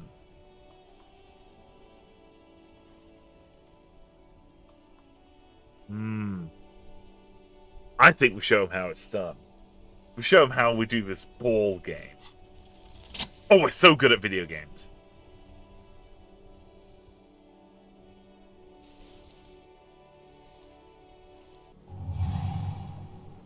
You are immediately surprised by the ball's lack of weight. No matter, you'll make it work. Oh yeah, we will. God, this is right. You feel the familiar tremble of excitement and adrenaline that precedes every victory. Time has frozen. Feel the ball. The cold metal ball is surprisingly smooth against your neck. It has a pattern on it, probably a sponsored ball. Yours would only be covered with bumps of learning and scars of victory. Already your muscles are adjusting to the weight, the nervous system calibrating, until you and the ball have merged into a single entity. The man ball is ready. The man ball. They don't call me man ball Ollie-Cark for nothing. It's taking my surroundings. A chilly breeze ruffles your hair as you stand there, feet firmly planted. All sounds, smells, even the wind, everything fades until the only thing left is the union of man and ball. Yeah. Man ball. There is time for one last glance inward. Who am I? An embodiment of pure motion, a fine-tuned locomotor running at maximum efficiency. Yeah, we are. Some would still say you're a cop, but I guess we're beyond that now. The inertia can be contained no more than a bullet leaving a gun. Let go. Be the bullet.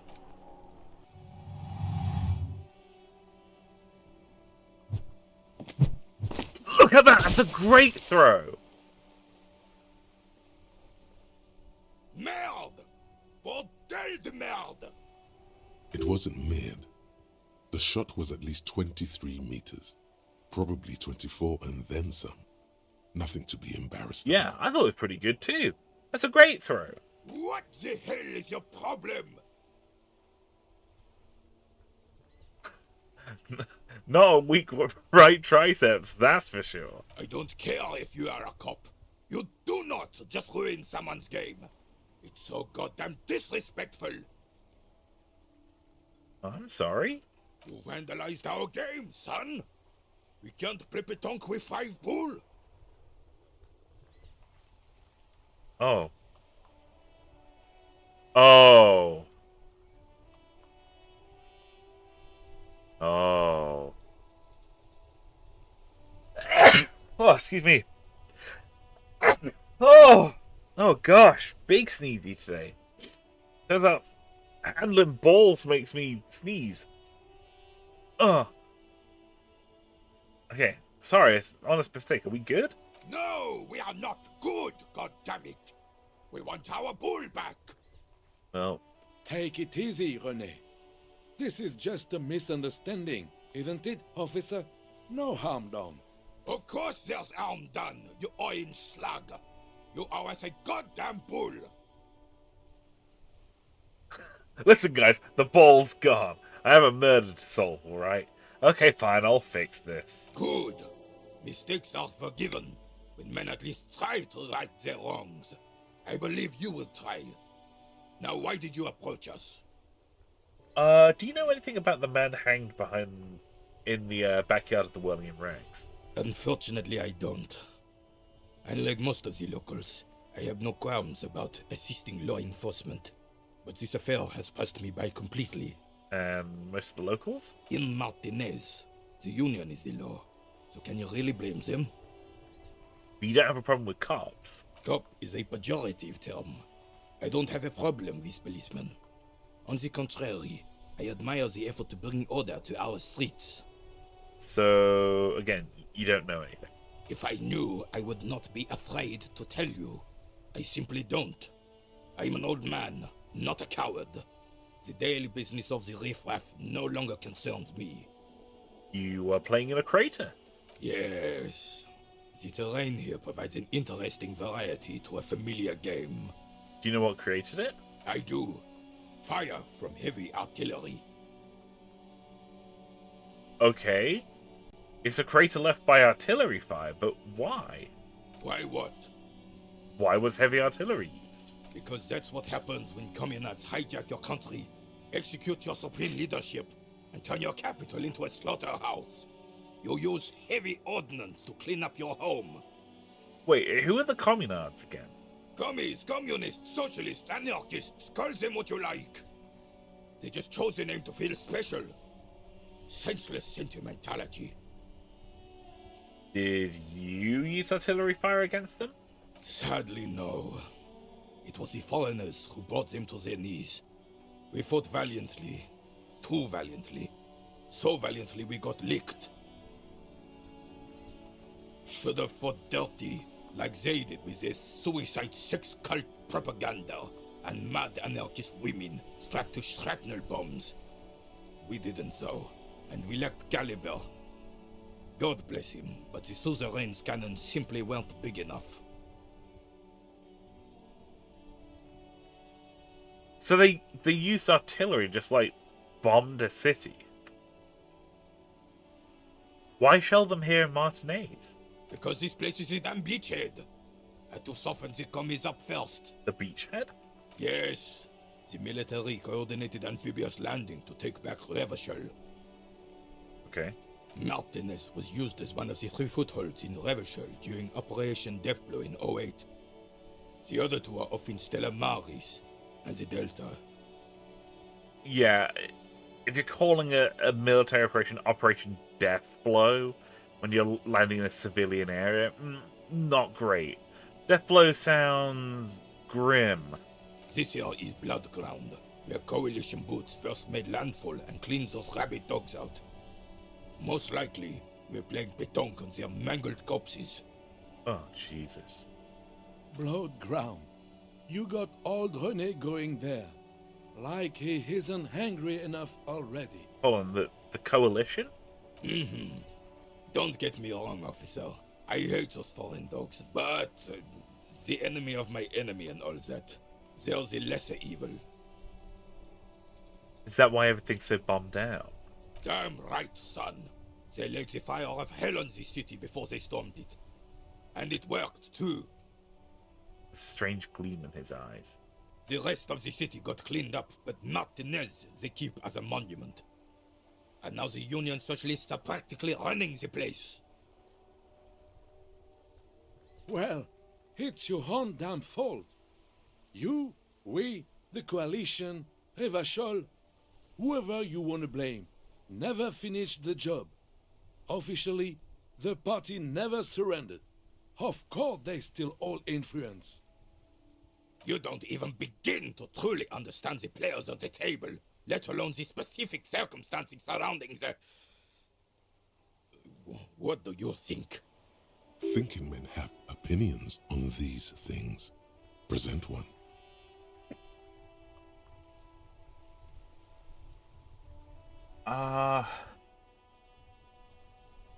Okay. So...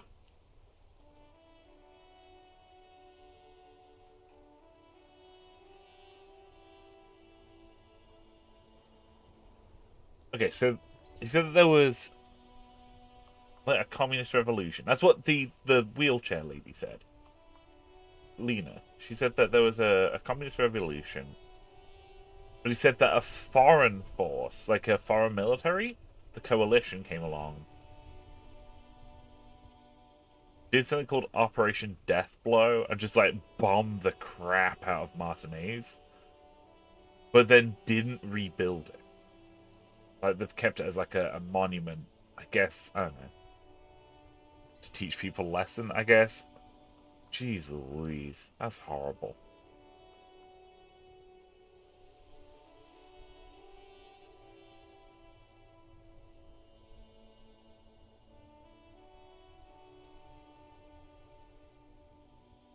That's really fucked up.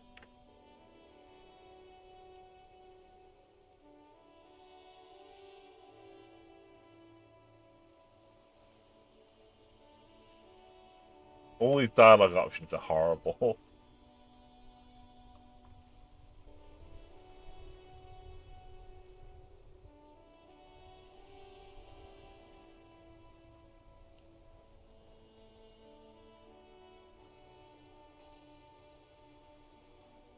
Nothing. I don't think. I just do. I'm just so damn sorry it had to be the coalition. After 8 years of fighting those hyenas, boiling cats for food and drinking piss in the mountains, I would have preferred if the Right Honorable King Guillaume returned through Revachol, or even if that damn clan Frissel had risen from the grave and led us. Sadly, that was not the case. Instead, all that is just, holy, and beautiful in the world was wiped away, and now it's neon signs with toothpaste ads everywhere. Foreign influence peddling garbage and stupid music on the radio. This is just what the commies wanted. This was their plan all along. This is what they wanted to replace the role of the suzerain with. Oh, sorry. Who was this Frizzle? Damn Frissel. You said. He was the king we couldn't protect. The Carabineers failed him, and the crown. He died in the hands of the Hyperlay, in a very public execution. Right. Right, so it's a monarchy with a guy called Frizzell. He was a king. There was a revolution. They killed their king. Okay, right, gotcha. He slouches as he says that. It makes him smaller, admitting they left the king to Right, the mob. gotcha. Right, and he's wearing... It looks like he's like wearing an old military uniform. Right! Okay, gotcha. You mentioned Guillaume? A true king in both blood and mind, led Revachol before Frissel. He would have been better, but the damn commies drove him into exile. Okay. Right, okay. So, okay. There's a King Guillaume who... I'm guessing abdicated. He's saying that he left and then, like, if he, like, left the throne, he would have abdicated and handed it to Frissel, who was the one who was then killed. Right, okay. I got you. What exactly is a suzerain? The suzerain is the king! Has everyone forgotten already? They've forgotten already. It's no use talking to you. You were still in Daddy's balls when it happened. When we took our last stand against the Filth and rode the cavalry straight into gunfire. Composure legendary. What is it about this old soldier that makes him stand so proud? Threw the ball into the sea, -1. Okay, I'm going to make this 8% check. Let's go. Ah! All you observe is a veteran refusing to let go of the past and his old uniform. This is not uncommon. This is the uniform of the Royal Carabineers in service of Frissel I, Guillaume le Lion, and the valiant King Philip V before him. Okay. Don't you mean Frissel the Fan? You do not speak his name, Craven, although he was a clown. But he was our clown, ours to ridicule and to mourn. Right. There's something you missed. You will get to it. Don't worry. Thank you, Composure. Thank you for your time.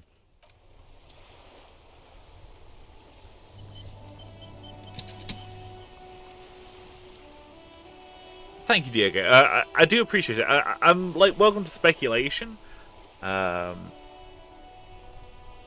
think like I'm wanting to avoid spoilers in the chat just for everyone's sake, just in general. What's your name, buddy? I like your sandwich. I have really outdone myself. This is divine.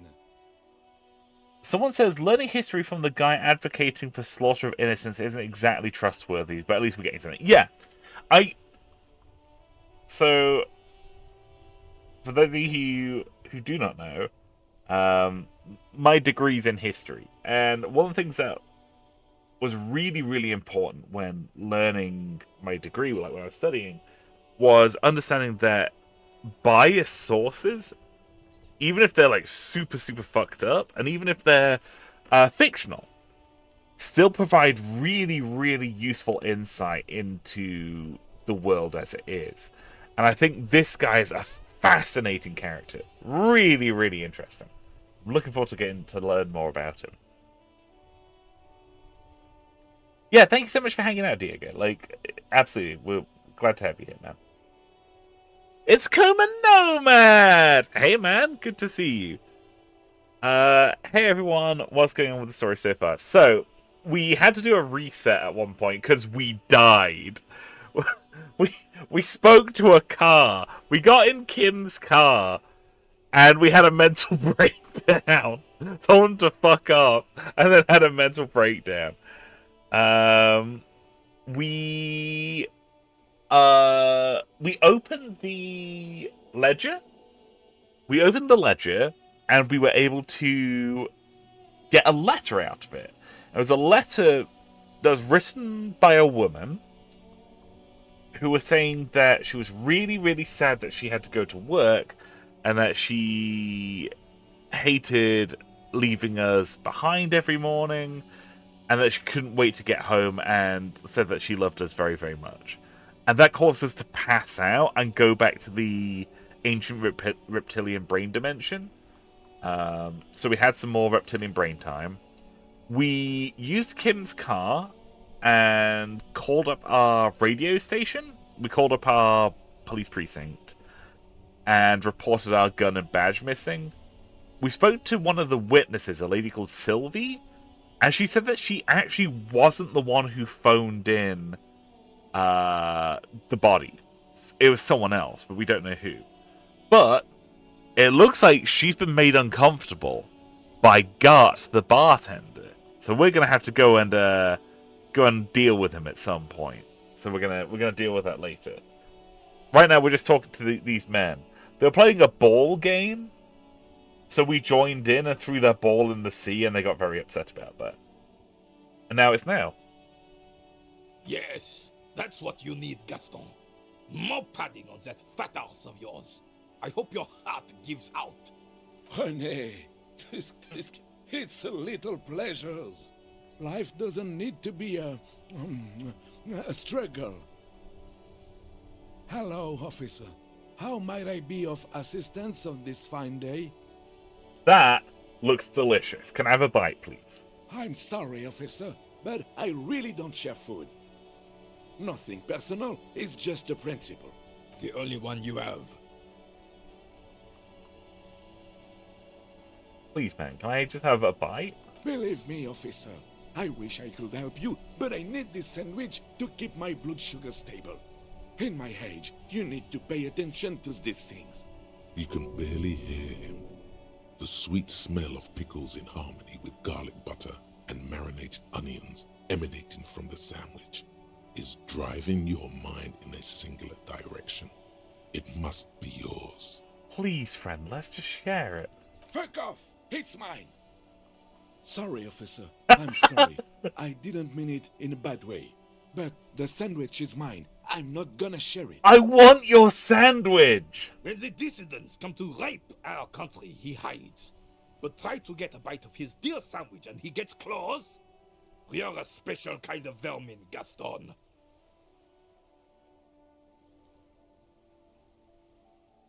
Rhetoric check, you say?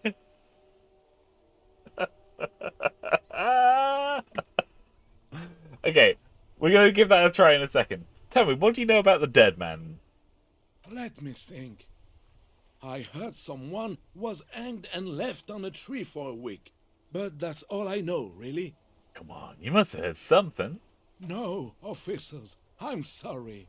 And I really would like to assist. You are both good guys. I can see that. Then help them, you wimp. You have plenty of shoulder with the ghost caviar in the Union. Someone must know something. I wish I could, but I just don't know anything. I always keep my nose clean and don't gossip. Everyone knows and respects that. Okay. Respects? Sounds a bit like you're holding back. I'm not even anyone. Of course he's holding back. His mouth is so full of Union prick he can't even speak properly. Can I at least finish my fucking sentence before you piss on it? Is that okay, René? I'm not anyone important in the Union. I just know Evrard. I love that they're bickering like an old married couple. I love them. They're so great. What a great pair. How do you know Everard? Everyone in Martinez knows the Clare brothers. I taught these boys human studies and history in the gymnasium.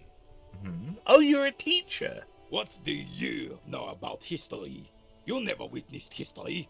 Only heard about it years later, when it had already moved on.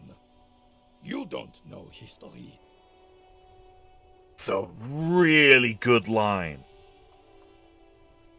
That's an incredible line. Holy fuck. Sorry, that's a great line. That's really good. Wow. So I just looked in the chat, just saw Diego saying, "Officer, acquire sandwich immediately." The old soldier mumbles something under his breath and turns to face the sea. Very good. There he stands, proud, rigid and alone, like a cracking marble statue. Let's try not to get caught in a crossfire. Lest we leave riddled with bullet holes. This animosity is ancient. Are you a union member? Oh, in many ways, yes. Like an honorary member. I attend meetings and parties, help with little things. Everard, Edgar, and the older debarders all know me. In many ways? Oh, yes. That was kind of... Do you want to elaborate, Gaston? So you're not an actual member? Not in the technical sense. I don't have a vote or a membership card, but Everard keeps me on the payroll, just for the little things. Okay. Of course he's not a member. He's not a member of anything. I knew that. He's a Vezavein. Turns to where the wind blows and tries to look important. Huh. I hate the socialist rabble, but even siding with them is better than living your entire life on the fence. Never committing to anything. Pick a damn side already. What are the little things you do for Everard? Writing work mostly. Occasionally, he needs something written, and I happen to have a way with words, people say. What kind of thing do you write for him? Oh, nothing official, I assure you. Just essays for the newspapers. About Martinez and how things are and how they could be. Everard and I have these long talks where... Well, he tells his little pen man exactly what to say. It's commie propaganda, plain and simple. You should be ashamed of yourself.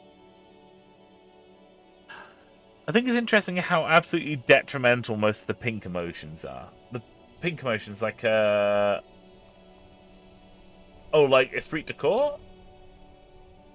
Or... Oh, like, oh, these ones. The physique ones. Yeah. They're pretty bad. They're pretty bad. Thanks, that's all for now. No, thank you. For being consummate professionals. You'll have this case wrapped up in no time. Give me your sandwich. A man so principled about his sandwich calls for a principled approach. Time to get political. What is political? This right here is political. The city's going to shit. Sooner or later, some foreign anarchist is going to steal your sandwich. That's a fact. Your blood sandwich is the tool of the oppressors, designed to keep the proletariat docile.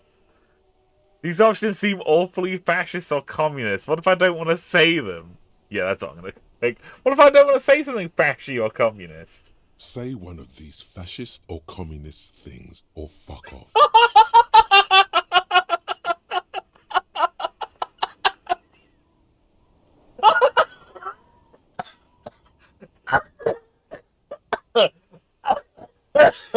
Oh god, I'm dying!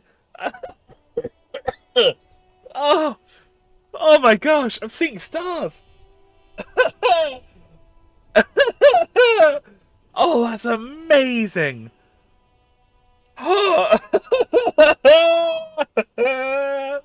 Whoa, easy there, Goldmouth.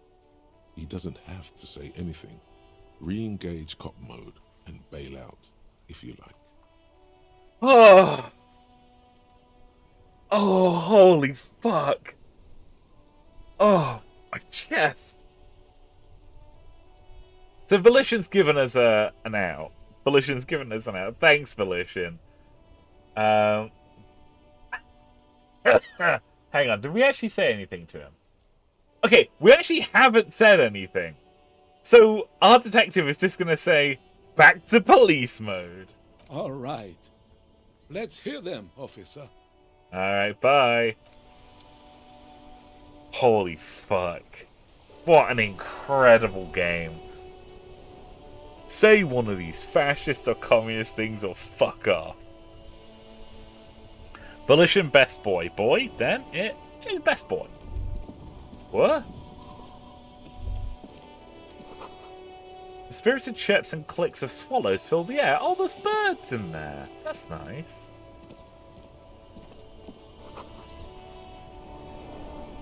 Tire tracks leading down onto the roof. Yeah, look at this. Yes, look at this. A car came down here. Oh, hang on. This is the car. Hang on, this is the tire tracks we saw earlier. It's a great tectonic force cracked this pavement like an eggshell. Oh, yes. Okay. What pronounced chemicals in your brain have? Any that you want. What's this? Enormous balls worthy of a real man. It's a ball game. A game about balls. Okay,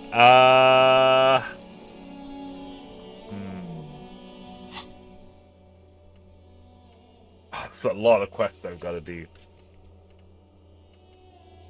We got a lot of quests. Oh, man. You need to pay for the damages you caused to the whirling and rags, or you don't have a place to stay for tonight. Ask around for money. Be careful with your spending. Be unsure how much you owe. Ask God. I owe 130 real. Fuck. That's not good. The way the game integrates humorous elements without it feeling forced or distasteful is amazing. I love when serious stories do that. Yeah, it's really great. I feel it does it treads a line really well of mixing the funny and using the funny to disarm, to like make you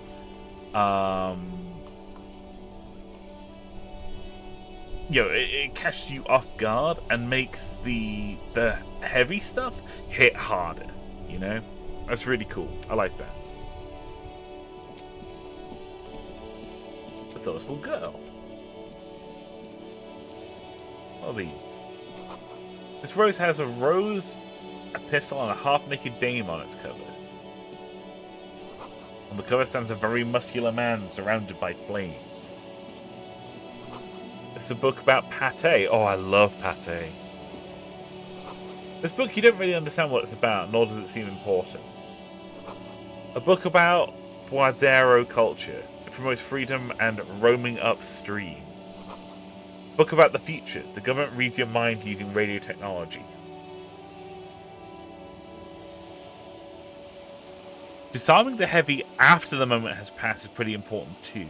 They've been really good at doing that too. Yeah, it's true. Hello.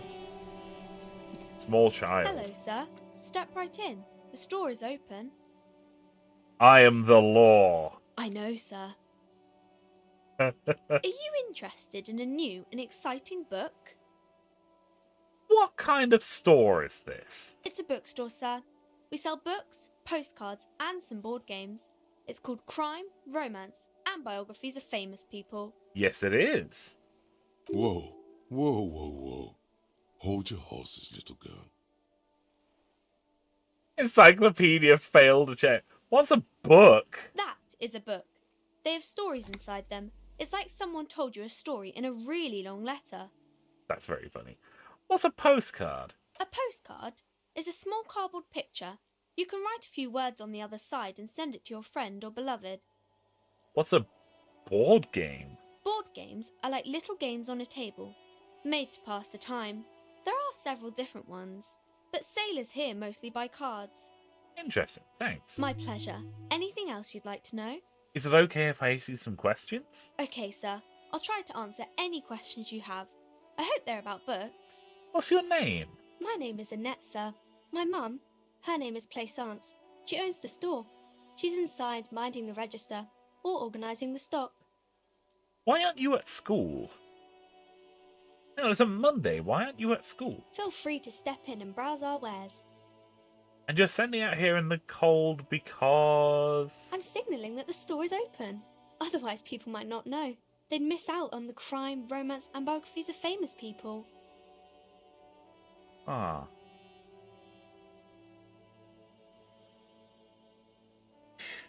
I think it's really funny how Mustard doesn't read what you write and instead fills in the gaps with whatever he wants you to be saying. Sometimes it coincidentally aligns with what you mean too. Look! Dyslexia works in mysterious ways. It's like my brain will see the start and the end of sentences and will kind of fill in the words in the middle. We'll pick out a few keywords and that's it. It doesn't actually properly read. You know? I don't know why. My brain's bad. Disarming the heavy after the moment has passed is pretty important too. They've been doing that pretty well. I didn't say that, did I? I said something else. Fuck. I should have a word with the store owner, maybe. Oh, no, sir. I'm happy to help Mum by luring in customers. Besides, I have some hot juice in my vacuum bottle to keep warm. Ooh, hot juice. Shouldn't you be at school or something? I do my studies at home at the moment. I have to help Mum keep this place running. Isn't going to school more important than this? Mum says it's necessary to do both because it builds character. Mum says a proper worker is dutiful. That's how you get ahead in life. You succeed. There is stress and unease behind these words. She's reciting etiquette. Yeah, she's quoting. How's the business going? Mum says it's peachy. She was a little afraid at first. There's talk about this house being cursed. Cursed? Behind her, the window has been boarded up. You sense the boards creaking, twisting for a second, and some kind of doubt in her tense shoulders. Cursed? In what way? Cursed in the way that makes them say that no business has ever really thrived here, sir. That they all go... bankrupt? Exactly. But we've been doing fine so far. I mean, this sounds rather serious. I should probably look into this. Narrow your eyes and look through the creaking boards on the window. We can go into the bookstore and ask about the case, but I don't see much more to look into here. Yes, please do look at our wares inside. The postcards and board games you asked about are also there, sir. How does this curse manifest itself? It does not manifest itself in any way. It does not exist. I liked it better when we were talking about whether it's appropriate to stand out in the freezing weather. But Kim, the plasmic manifestations! No such thing. Anything else you wanted to talk about, sir? What do you know about the other failed businesses? Nothing really, sir. Mum doesn't allow me to sneak around in the back rooms or the cellar. I don't really know what's there.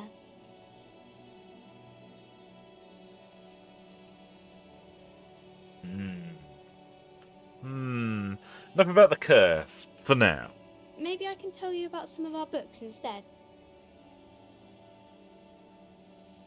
What is this crime business? Crime fiction is about murders or burglaries or things like that, and the work of a policeman or a private detective who's trying to solve a crime and catch the criminals. Well, no, not crime fiction. I need to know what crime is. It's that bad. Crime is a deviation from the law, punishable by either a civil or criminal sentencing. It's what the law prevents. I love the fact that you said the law, because that's how I introduced myself. That's very funny. Usually gets the idea of messages right, so let's frame it as efficiency. Thank you, that's kind of you. You usually get the meaning right, despite not quoting perfectly. much as I make fun, I do have grace for the mysterious dyslexia. Thank you. Why would somebody want to read about crime? It's exciting to people, I guess. They get to imagine dangerous things, and it's kind of like a puzzle, where you can guess who the criminal is, or how the good guys are going to catch him. I'm a policeman myself, by the way. The law, as I said. You don't look much like a policeman. Oh, well, what should a cop look like? Didn't mean to offend, sir. Sorry, sir. It's just that you don't look like Dick Mullen. I used to look like Dick Mullen. I used to be exactly like Dick Mullen, then I decided to live a little. Wow.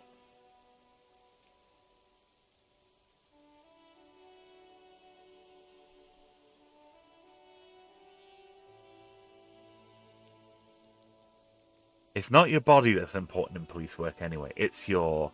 point in my head. Head? Yes. No, your resilience. Grit. A total disregard for personal safety. You gotta take the pain. This Mullen guy looks like he'd run to his mum. He ain't got no balls. That's a bit childish. A dick with no balls. Bam. Mullen's no real deal. He's got nothing on me.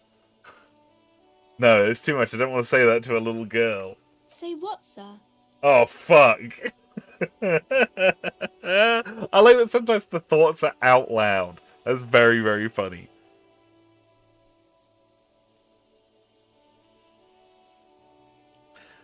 Someone says, I too have dyslexia. I didn't know that. But my brain somehow, leaned against it and unshat itself somehow. Wow. Huge brain.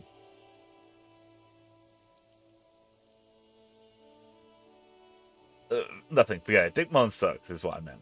Of course, sir. He's just a fictional character. He's no match for you. Oh, thank you, Annette. Maybe you can show me some real police work, sir. Like in the books. Ooh. What is romance? It's the type of book where there's a rich lady and she has to choose between the good man and the bad man. Or there could be a story about a poor lady getting a rich man. It's about man and lady business, sir.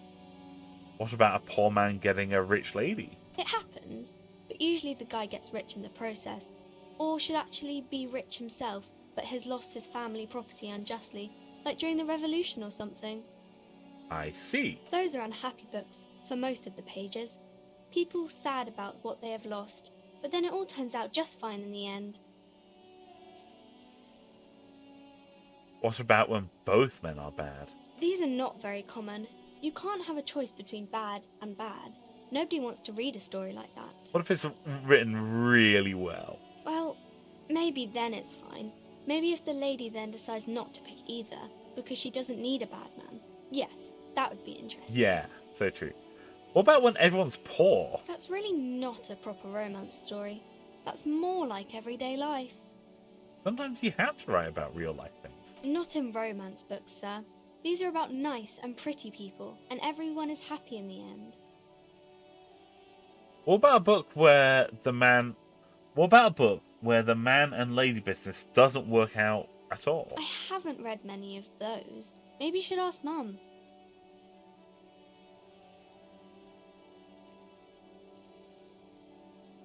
Yeah, you think she has one about an excruciatingly painful breakup? I don't think it's a romance story if the main characters break up, though. No, think about it. One where they plunge into a torrid spiral of pain and recrimination, only it's really long and drawn out, scarred for life, phantom limb. No, I don't know. You can take this. Blossom like a pain flower. Yeah, and it drags on for years and years, with no resolution in sight. The girl is at a loss for words. Each of you filling with resentment and bitterness for having ruined each other's lives. She shifts and sways on her feet. Each of you tearing at each other's innards, leaving a gaping emptiness, a vacuum heart that still hurts ceaselessly. I'm sorry, sir. Oh. I don't know how to help you.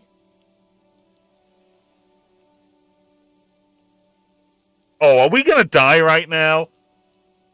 Are we about to die? Hey, Saf, welcome! I haven't saved for a while. I didn't save after the balls.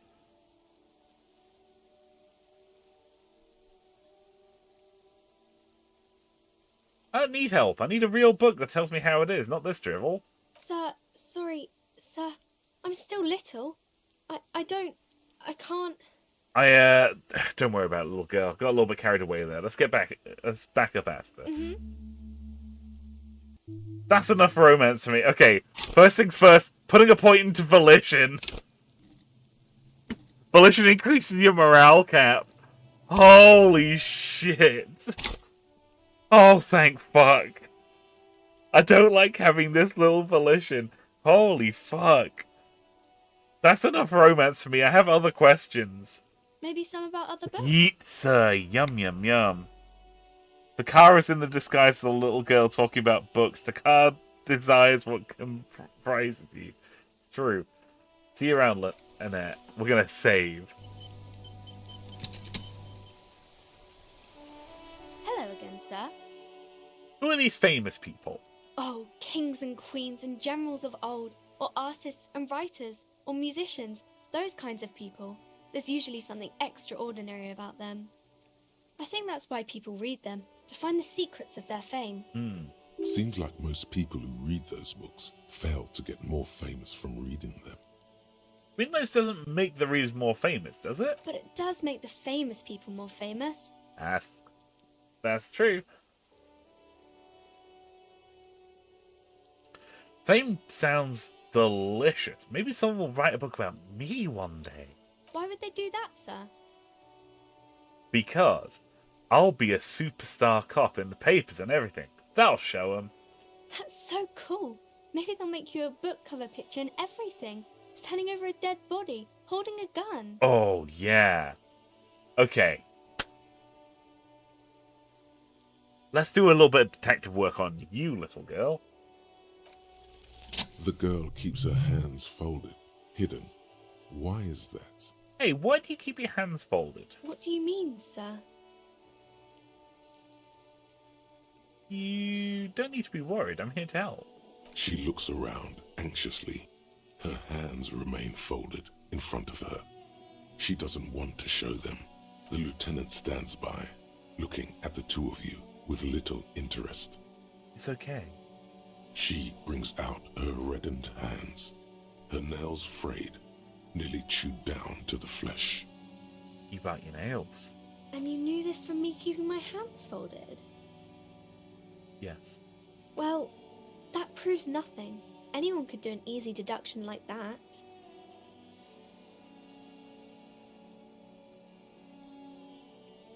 I bet I can figure out why you bite your nails. I've got a few reasons in mind. She nods, half provocative, half enthusiastic.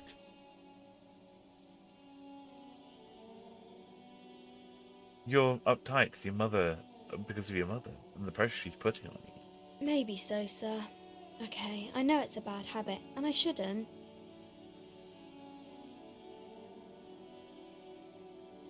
I hope this entertained you. It was okay, sir.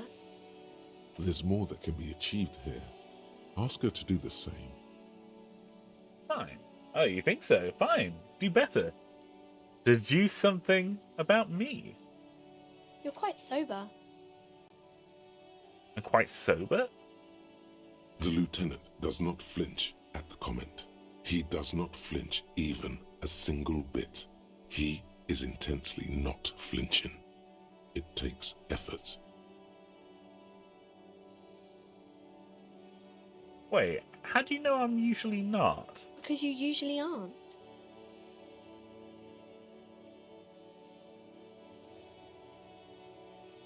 Also sad my head hurts. I'm sorry, sir. I hope things get better soon. Thank you. There she stands, swaying on her feet, assaulted by the early spring breeze. She smiles at you. The whole situation suddenly feels familiar, somehow. What are you missing here? Why does this feel familiar? Because you know each other. She's been talking to you so openly because you've talked before. Oh, hang on. So you know me? We've met before. Yes, I stand in this spot all the time. You've been running around all week without your shirt on, sir, telling people the end of the world is coming. I don't really understand what you mean by it. Uh-oh. Did I ever talk to you? Of course, you've stopped by a few times. You certainly look better than the last time I saw you. Oh, big sneeze. Wow. And I'm having a grand time. Thanks. I'm trying. Yeah, I can see. You don't have party eyes anymore. Party eyes? Party eyes. Yes, of course. That makes sense. Oh. I'm not surprised children have seen you running around with party eyes on, he thinks. Not at all. Party eyes? You know, like a cat in the dark, all big and wide-eyed. It certainly looks odd on a man. Oh, we were like coked up. Oh no. The swiveling eyes of a loony drug addict. That is what she meant. You were probably gurning too. No. Fuck yeah. You should get some party eyes right now. Snap those sequins on you, boy. Does this mean I've been partaking in narcotics? Oh, baby, that's not what you have to worry about. Worry about the important thing. So why didn't you tell me you knew me to begin with? I didn't know I had to do that. Thanks. I've learned something about myself today. I'm glad I could help you, sir. Okay, see you around a bit. Nice. Hey, thank you, autosave. I was just about to save myself. Okay. Oh, big yawn. Okay.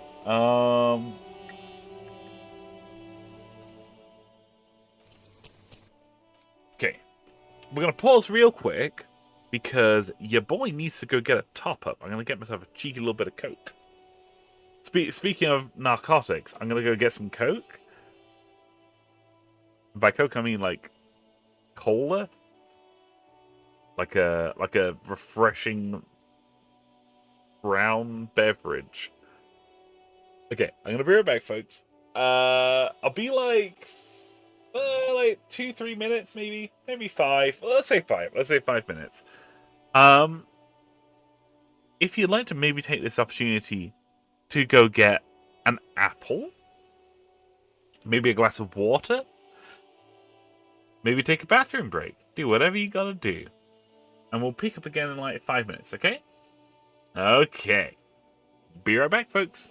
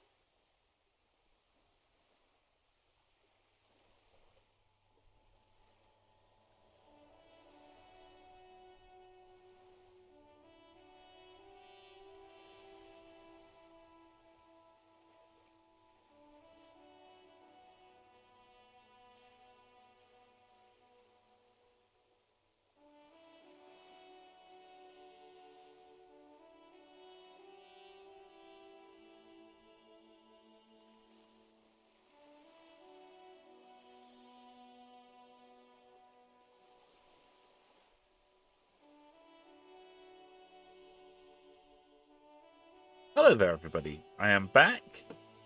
I have returned from the kitchen, and I've got myself a glass of Diet Cola. Oh, it's ice cold as well. Yum, yum, yum. I'm back. Without any further ado, let's get straight back into it. Let's roll. Doing great.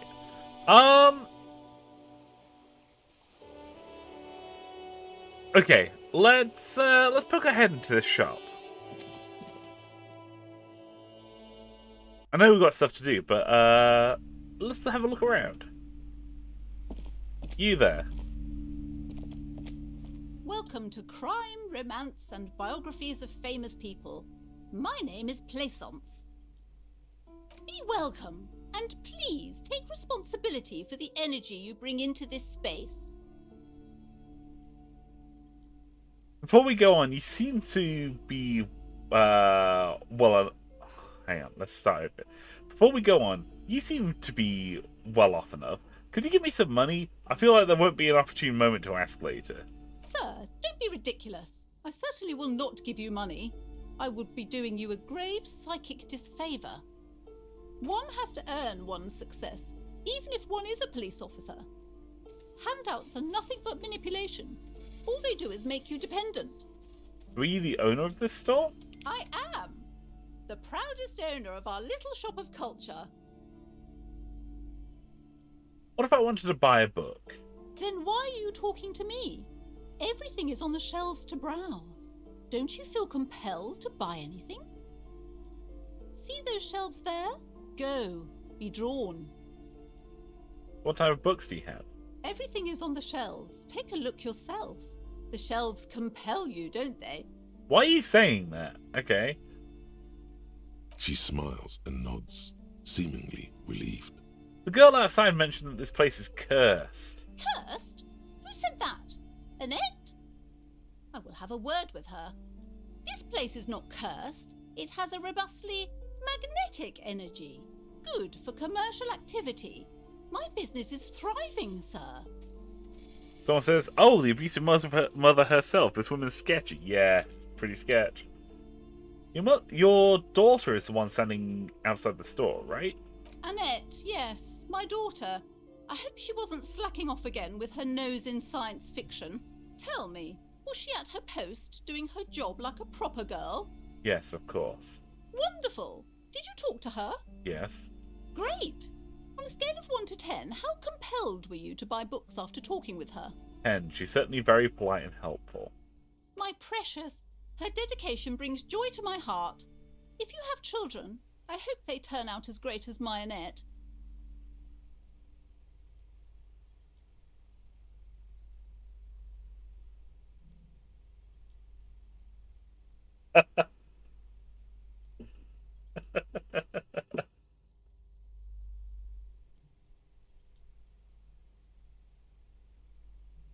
The way you're handling her strikes me as being wrong. Mind your own business, sir. In our society, people don't get to tell each other how to raise their children. It's none of your or anyone's business. I'm here to dismantle the free market and abolish child labour. You must be kidding. There's nothing like that happening. Depends, how much do you pay the kid? Good, sir. What does a young child do with money anyway? No, I save it for her, as a fund. She's securing her financial future out there. I guess I was mistaken. Indeed. Are we done with the jokes now? Yes, we've had quite enough fun here. Right. Well, you know, all this pressure has made her really anxious. You know she's been chewing her nails. God, I've told her not to do that. It's disgusting. And I told you to mind your own business.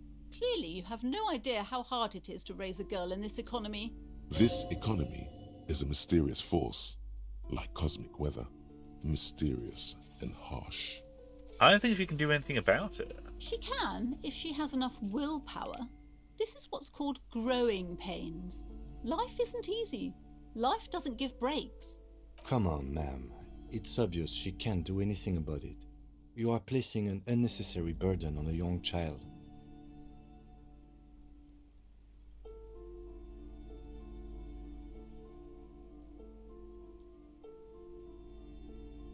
You know, what you're doing is wrong.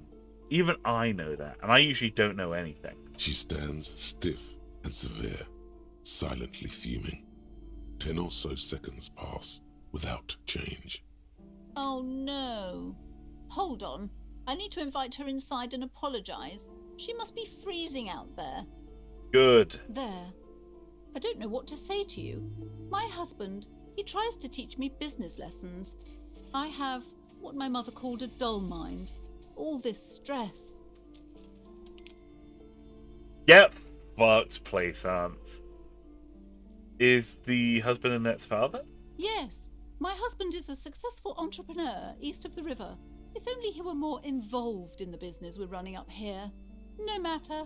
Soon we'll both be off for Grand Couronne. Wait, Grand Couronne? What's that? It's a proper place to live. One of the most peaceful neighbourhoods east of Jamrock. You may know it for its massive housing projects. Most of the buildings are empty at the moment. It's a great opportunity to get ahead of the crowds. Better times ahead for sure. Most of the buildings are empty. Right, so it's like, I'm imagining it's like a Detroit neighborhood, you know what I mean? Like they built like a bunch of McMansions and they just kind of like went vacant. And your husband's also involved with the bookstore. He made the initial investment.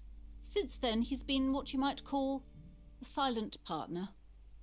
Yes, a rich neighborhood, but I'm wondering whether or not this is like delusions of grandeur. Like, she's saying that her husband doesn't seem to be involved. My husband tries to teach me... Oh no, I guess he has been more involved. But he hasn't been directly involved with the business. He's more focused on his own stuff over the river. And he's saying... And I guess she's now thinking, oh, we're going to move to this fancy neighborhood. Oh, someone says, I was assuming houses were priced so high no one could buy them. Right. Yeah, the father sucks, yeah. Is she an only child? Yes, I'm afraid so. A real treat she is. It would be nice if she had... No, we couldn't have afforded more children, really. Not in this economy.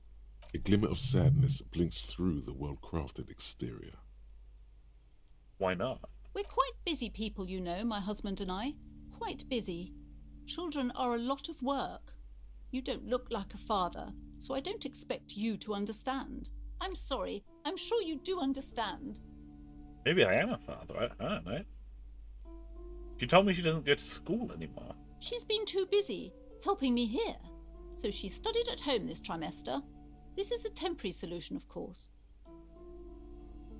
It's really interesting that obviously we're like living in like a post-war world here, right?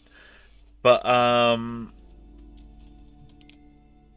it really feels like Martinez is a place that's kind of like slipped between the cracks, where obviously like, the police just aren't here. Like the police aren't here. There's so little oversight that child labor is going completely unchecked.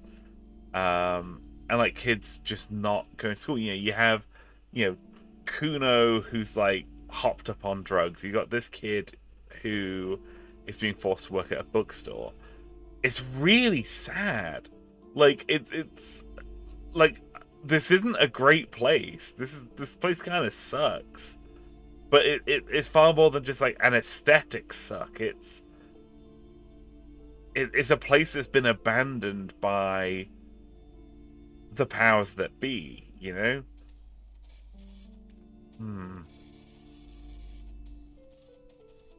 The shelling will continue until morale improves. I assure you, I of all people understand the importance of education. She will be back in school the moment the store takes off. Which it won't. Alright, I have something else in mind. The woman looks aloof, her features much softer. Occasionally she glances at her daughter's silhouette. Farewell for now, book peddler. Someone says, I love it when fiction gets dystopia right. It's a boring dystopia. I mean it in like a good way, you know?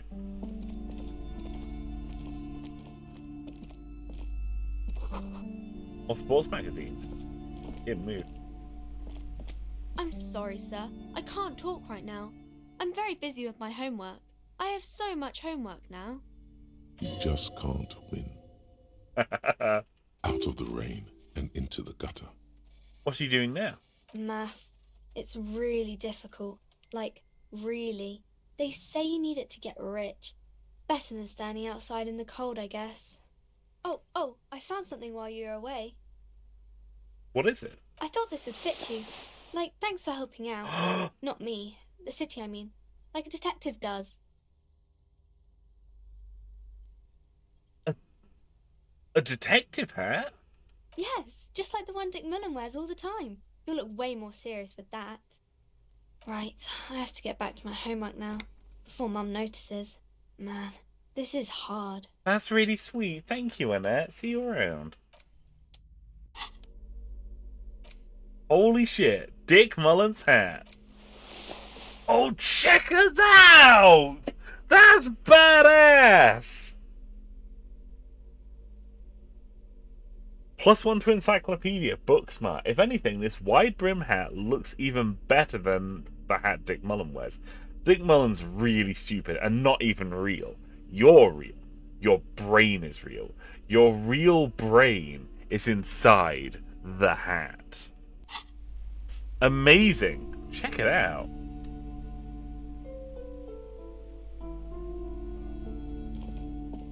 Badass. Over here. You see a set of tattered curtains blocking the way to another room. A strange cage-like trinket dangles from the curtains. Excuse me, officer. The back room is strictly for employees only. Shopkeeper, what's behind the curtains here? Nothing. Why aren't you browsing the books? Don't you feel compelled to look at the books? You ought to. She speaks almost as if she's trying to put a spell on you, urging you to buy more books. Oddly enough, the more she tries to draw you away from the curtains, the more alluring they become. Examine the strange cage-like trinket. You see some kind of charm, an irregular polyhedron assembled from bones, sticks, and straw. Inside, a disturbing fish head with empty eye sockets stares at you. What shadow over Innsmouth shit is this? This is a traditional Seminese ward, meant to provide protection against ill luck, bad dreams, curses, and other supernatural scourges. Who are the Seminese? Inhabitants of Ile de Fantôme, the Seminine Islands down south. Okay. Aside from poking at it suspiciously, there is nothing else to do with the fish head charm at this time. The curtains remain shut before you.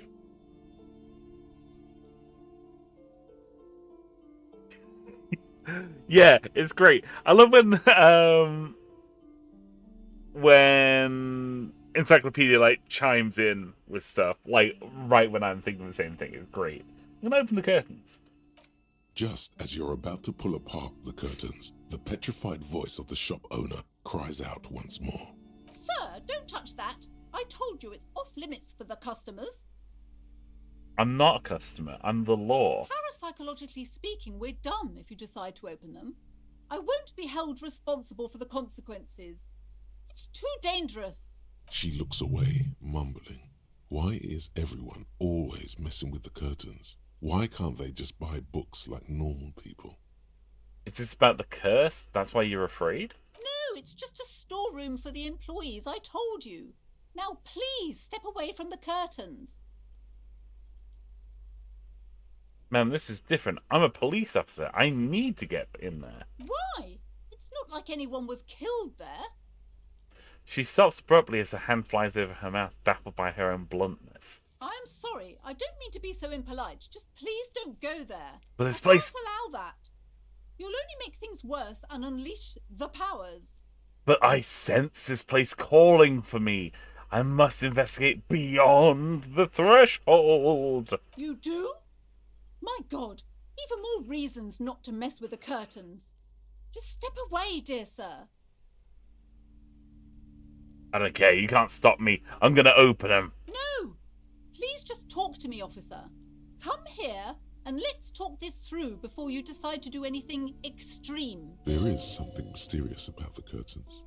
Be careful. The curtains, tattered with age and covered in dust, hang before you, as if taunting you.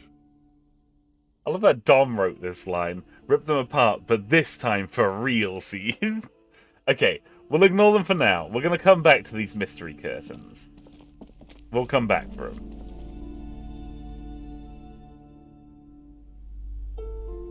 Let's have a little bit more of an explore around here. Books about lake trout. Encyclopedia is so competent. I love the one time he spelled a passive roll and he was like, whoa, hold the fuck on, little girl. Yeah, it's because it's like, oh yeah, I know all about Seminine, like, warding cages. And know all about disco guys. Books? Don't know what the fuck those are, though. A small mountain of colourful board game boxes. There are numerous types of games for all ages.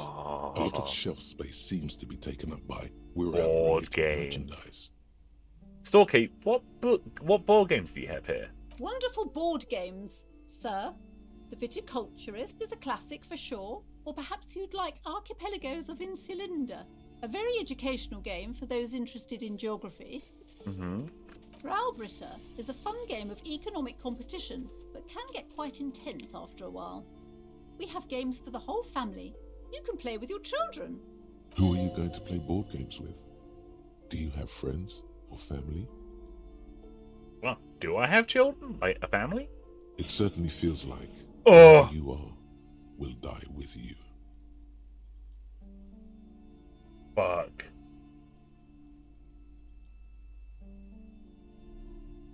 I don't feel like I have any kids. Friends are technically like family. For playing with friends, I'd recommend Suzerainty. It's a civilization building game where you build a civilization, then set off to brutally colonize and repress other civilizations. It'll cost 12 real. Oh, I do like those sorts of games. I've been playing a lot of Victoria 3 recently. That game's fantastic. What are all these Wirral things? Lousy auras there. No, role-playing games are popular among those types. You know, who are into those kind of things. Personally, I don't like it. Not at all. Oh, I like role-playing games. I've heard they turn people into occult enthusiasts. That they have rituals where they try to summon entities. Highly immoral stuff. You can still buy them, though. That's very funny to me. That's very, very funny. Yo! Hey, Dravon. How you doing, man? Great to see you. It does sound like Civ, yeah. Or, like Catan or something. Someone says, hey, Kim, would you like to play Suzerainty with me after we solve the case of the brutally murdered guy? Once we get some money, I'm going to buy a game of Suzerainty. I'm going to see if we can play it with Kim. That would be very, very funny. Look through the pile of Wirral-related items. An endless variety of source books, lore books, and codices litter the table. The topmost book is titled Welkin Compendium, 2nd edition. There's also a large hardbound tome with intricate cover art, The Hunters of Katawak, Boreal Creature Compendium, and a Pick Your Path adventure game book titled Tales of Wirral, Cavern of Velkrag. Books in a board game section? Who wants to read books? Maybe I'm not into this Beano-clad stuff. Anything that really catched my eye? There's a box that says Wirral, 3rd edition Mega Setting Supplements Module. The side panel notes, a fantastique adventure board game, new maps and miniatures. A sticker on it displays 25 real. Ooh. Oh, we'll have to come back and get that. Once we've actually got money. Right now we have 60 cents in our pocket.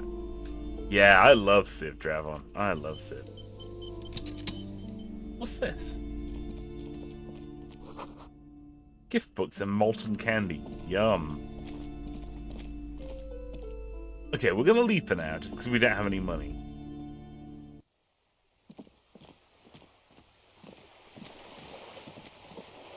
What's this?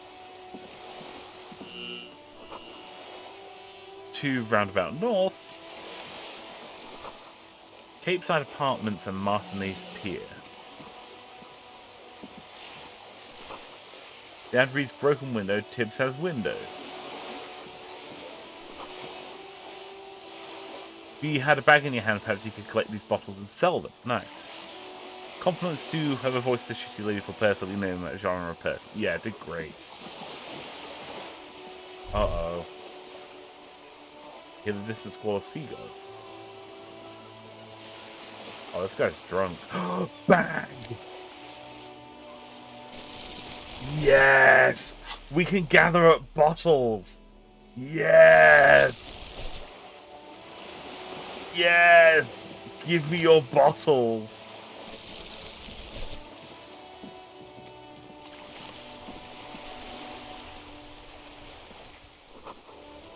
A splatter of bullet holes line this wall. Uh-oh. What's this? Money! Lots of money! Wow! Ooh. Ooh. Ooh. Ooh. Ooh. Oh, we're gathering up so many bottles. Ooh. Ooh. Ooh. Ooh. Ooh.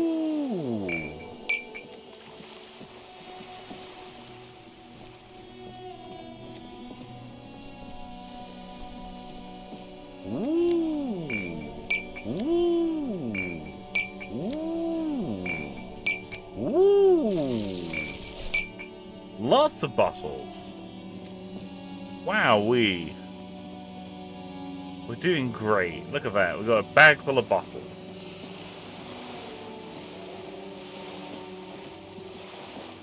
What's this way?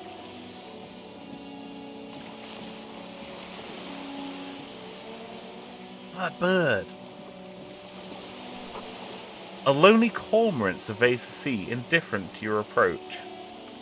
That's nice. Now, I think, if I remember getting directions, there was a shop around the corner. Ooh. Bottles. Ooh. Gonna pick up more bottles. I need to grab some healing items, so... Oh. Hello? What just happened? Book appears to be erotica, but without actual erotica. The book is titled Man from Heimdall and the Wildfire. Let's have a little bit of a walk around. I think if I recall from the directions the gardener gave us, there should be a shop around here. Look at this. Yes! There we go. That's a supermarket. Something cracking off over here. Great.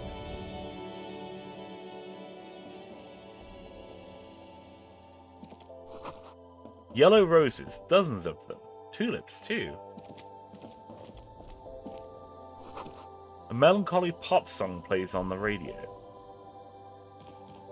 The tear machine stands in the corner.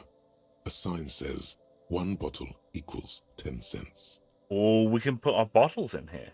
Your bottles clunk into the machine, and the money appears with a satisfying jingle. You're a richer man. Oh, we're so wealthy.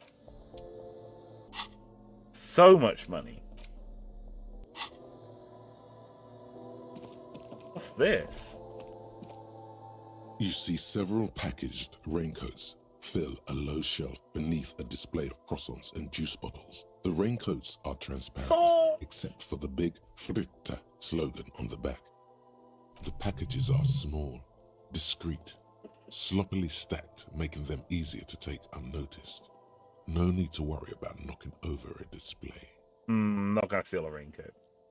What's that? What is what? It's a raincoat.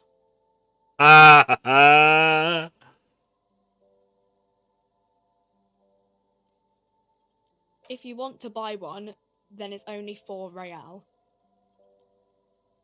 Her attention is drawn to the raincoats. Stealing one undetected will now be more difficult. Yeah, it will. I'm not gonna steal the raincoats. What are those? A small cabinet on the wall is filled with various medicine bottles, nasal sprays, and blister packs. They all bear the Saint Baptiste Pharmaceutics logo. Their logo is the bloodless rose, pure white, untouched by harm. Ooh, that's a cool logo. Just ask me if you need anything from Saint Baptiste. We don't stock prescription meds, but we do have Nosafed, Duramine, Magnesium, and Hypnogamma. What do these products do? I don't know. Let's see. Nosafed is a nasal spray. Duramine is a really good painkiller. Magnesium is a dietary supplement.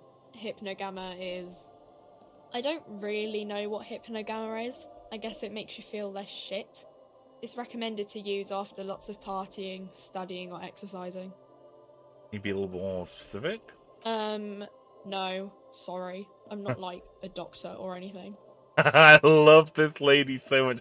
Look at her stupid hat. She's the best.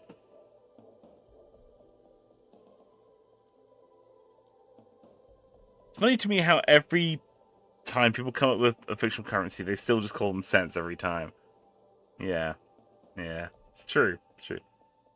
Diego says, oh my god, I thought you were playing Woo on a soundboard or some shit because every Woo sounded exactly the same. No, it's just, I was getting very excited about picking up bottles. I was very excited. Hypnogamma. Oh, this can get us morale back. Yeah, let's get some of that. We need that. Okay, here. I hope Saint Baptiste makes you feel better or something. Thank you. Who's Saint Baptiste? Saint Baptiste. You know, the pharmaceuticals company. Saint Baptiste Pharmaceuticals. The one that sells meds out of Saint Baptiste. That one. There. Everyone says you're the best soundboard. Thank you, man. She is right. Saint Baptiste, the company, derives its name from Saint Baptiste, the city. Itself so named because that's what it is. A rare case where that really is the full etymological history. As far as almost anyone knows, at least. Saint Baptiste, the company, derives itself from the city Saint Baptiste itself, so named because that's what it is.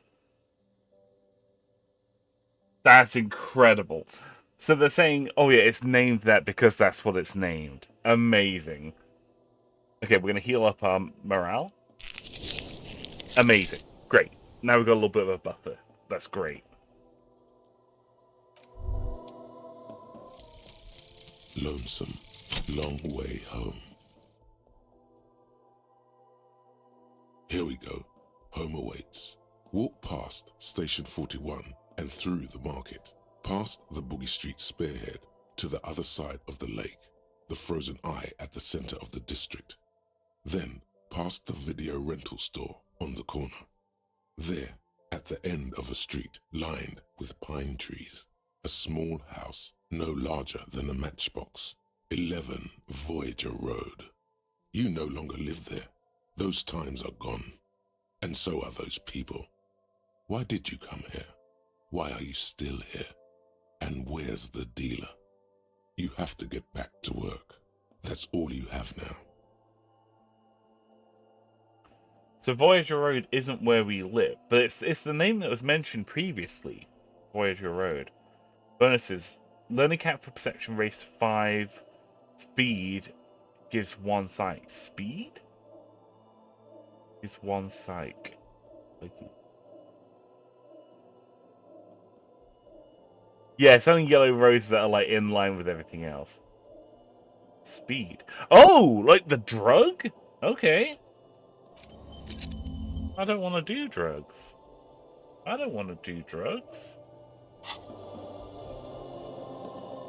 What's that? A colourful display of cigarettes and alcohol bottles line the shop Oh wall, no, I can't be in inviting you here. closer. There, in that dark green glass, all in vain. The great flowing river of warmth, wine, alcohol, beer, alcohol, love, alcohol. This is not a good place for a recovering addict. Guess not, no. Good thing you're an unrecovering alcoholic. No! I'm obliged to inform you that both alcohol and cigarettes damage your health. But I guess you already know that. Wow.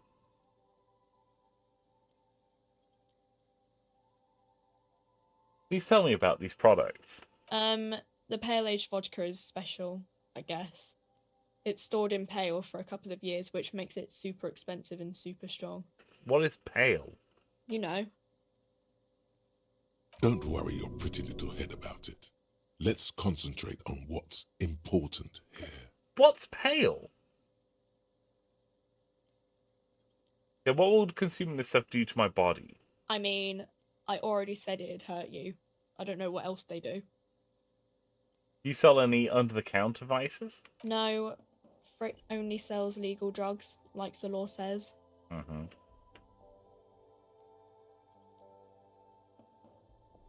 Ah, I see. So they cause health damage, but they give you a buff.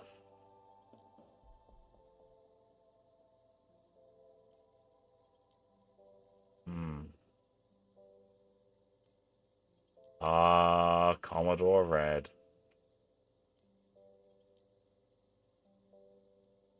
Okay.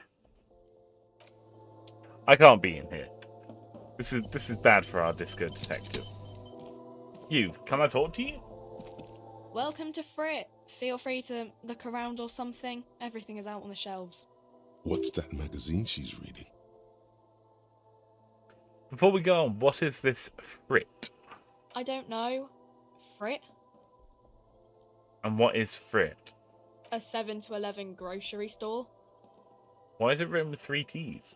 I think they think that the extra T makes it funkier. It doesn't. The story goes that normal Fritta, with 2 T's, a men's workwear shop in Vredefort, was already taken. So when Fritta Retail Inc. grew into a multinational corporation, they had to add an extra letter to avoid trademark infringement. That's very funny. What magazine are you reading? You mean this? She looks at the cover boasting a colourful photo of 2 girls kissing. Whoa. This is Pop Stars. It's got, like, famous people in it. It's not for sale. Looks like it also has something called Police de la Mode, featured on page 34. This speaks to you. I approve of this. Very futuristic. Tap on the girls kissing. She pops her raspberry-flavoured bubblegum and nods.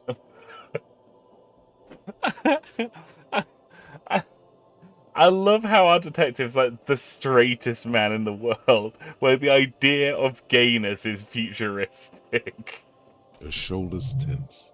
She shuffles back only slightly. No. Bewilderment and repulsion root her in place. The lieutenant frowns at you before turning to the clerk with an apologetic half smile. No. Let's proceed. I have some questions for you. Okay. I'm not really supposed to be chatting to anyone, but... Someone says Lebesons. Yes. Can you tell me about the dead body? I don't really know anything. I mean, I know it's there, but I haven't seen it, so... Do you know how the man died? Not really. Not really? Does that mean you knew him a little? No. I didn't know him at all. Oh, sorry. Did you know the man who died? I beg your pardon. Yeah. How long has it been there? I don't know, really long. This person's incredibly helpful. What do you think happened? I don't know. No need to worry. It's just standard procedure for us to ask around.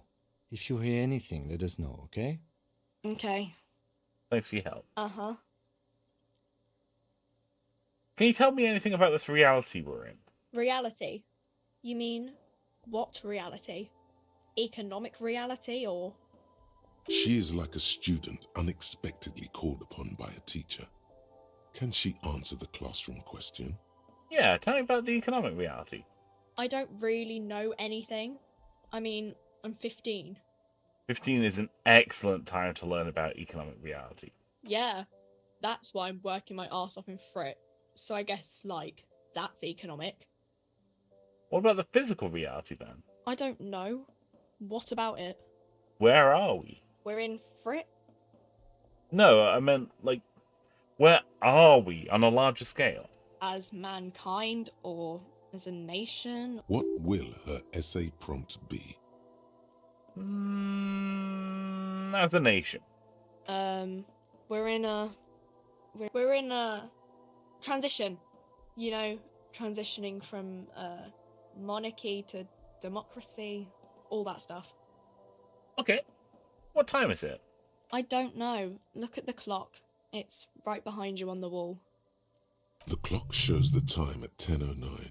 The hands seem to be still. It's apparent the clock doesn't work. Oh no. What's the revolution? When ordinary people take over the government and demands democracy. And what about the one we had here in Rivershaw? Yeah, it happened like 50 years ago or so. Sorry, I'm not very good at this. At history, I mean. The coalition, what's that? Someone told me there is one. Our government? Or do you mean something else? Sorry, I really need to finish this article. I won't bother you with any more of this nonsense. Cool. It's actually that's actually quite useful information there. Thank you. Wait, hang on, what was her name? I didn't get her name. What's your name? Is this about the Street questions clerk. again? Thank you.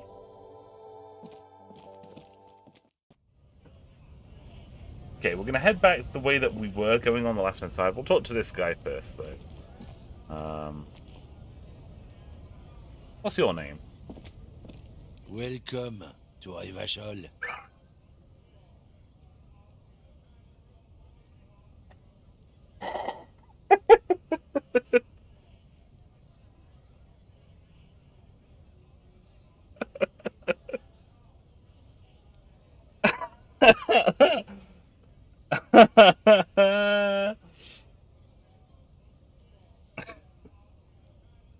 Hello, racist lorry driver. Oh, this guy's an absolute specimen. Absolute specimen. Someone says, I can't believe his parents named him racist lorry driver. I know, right? Welcome to Revershall, he says, announces the rotund man. He's just like me, for real. The remark isn't addressed to you, it's addressed to the lieutenant. Why are you addressing my partner like that? Don't you welcome to Revachol me. My grandfather came here from a 3,000-year-old racist isolationist culture, while your ancestors came to this island a mere 300 years ago. Every school of thought and government has failed in the city, but I love it nonetheless. It belongs to me as much as it belongs to you. You tell him. It's men like you who keep Revachol divided, making it that much harder for everyone to climb out of this post-war limbo. Limbo, what's going on here? Oh, come on, man. I just said welcome to Rivachol. It's a lorry driver thing. I know exactly what you meant. You think my kind doesn't belong here, that I should watch myself and behave. But you see, I'm an officer of the RCM. It's actually my job to make sure you behave. I would advise you to remember that. Get his ass, Kim! Silence. The air between them becomes tense. Your partner needs backup. Now's your moment to shine.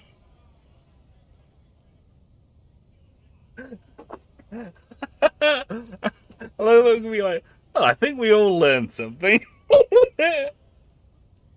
No, fucking A, Kim, I've got your back. You two make a cute couple. You know that? We do. The lieutenant exhales and resumes his regular calmness. Now that's settled, we have some questions. Whatever you say, officers. I found this mug in the trash. Is it yours?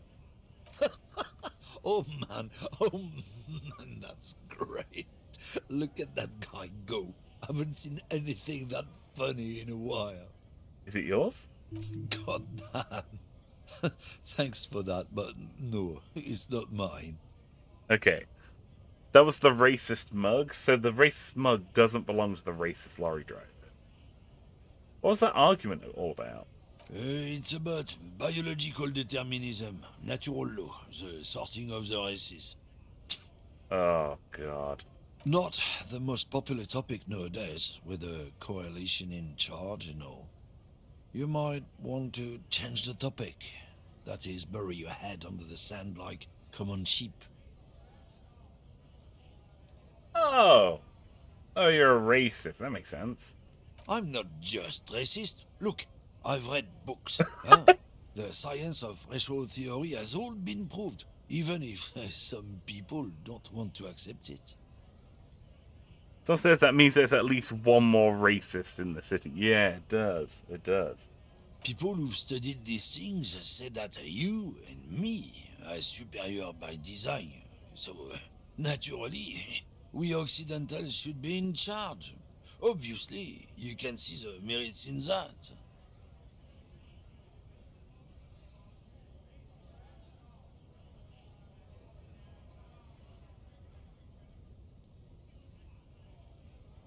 Okay, and what else have you thought of? So, lately we Occidentals have experienced an unfortunate downturn when members of the superior race cease to believe in their innate superiority. They stop competing for resources. Okay, and? This concerns you, policemen, so you better be vigilant. The damn kips are showing up good lately. Same with the mosquitoes. And the other intruder species too. They're on the precipice of cultural victory. Jesus Christ. Uh-huh. It's true. Also, you need to realize the dangers of mixing races. Who knows what might happen if people don't stay in their birthplace? You might end up with a new sub-race, with unknown characteristics, leading to extra competition. That's why you've got to control the offspring. Yeah, I think I can get down with racism. This is awful. Guy's like a eugenicist. Yeah, I'm not down with this. Why don't you go fuck yourself? Don't push your luck, runt.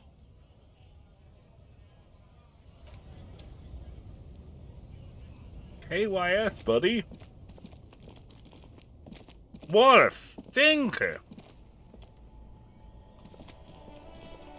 We'll contact the union. Get them to do another hanging. What? Someone says, wow, I don't think this man should be alive. If it's true. His parents were right to name him racist lorry driver. Oh, hang on, is this a viewfinder thing? This coin-operated viewer is facing south. The instruction manual says to insert 25 centimes and pull the handle while looking inside. Then use the focus knob to zoom in if necessary. Oh, I don't have that sort of money. I'm a broke bitch.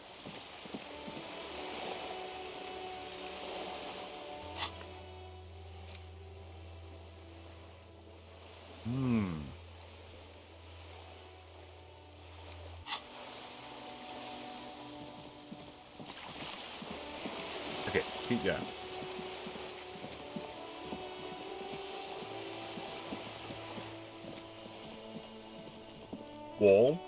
Wall spotted? This is a wall on the side of an apartment building. Why am I looking at this wall? You have no clue. It's just a wall. So many walls all over Martinez, weather-worn, cracked. They're paint peeling. This wall is certainly made of wall. Well, we learned a lot from that. What's this? Money. It's a child. Are you trying to sneak up on me? Come to slit my throat in my sleep? Pigs come to take me out? Trying to snuff me out? No, why would you even say that? Then why are you sneaking up on me like that? It's not a good idea to scare me, pig. Not a good idea at all. Okay. Sorry, QNOS. So far, what would you say your favorite abilities are in each category? So, I think visual calculus is really, really cool looking. I think it's proven to be really, really useful so far, but it just looks visually really striking. I'm not really sure about purple. Esprit Decor has given us some pretty useful stuff for particularly talking with Kim and the other cops. That's been quite useful. It's the anime protagonist skill. Yeah, visual calculus really is that. For the red skills, I don't know. Our interaction with Half-Light earlier on was very, very funny. Like the whole Doomsayer stuff, that was very, very funny. I think hand-eye coordination has proven to be very, very useful in terms of... Because we use hand-eye coordination to get the body down, so that was really like super, super useful. Yeah, I don't know. Each category... Yeah, maybe hand-eye coordination. Yeah. Been good.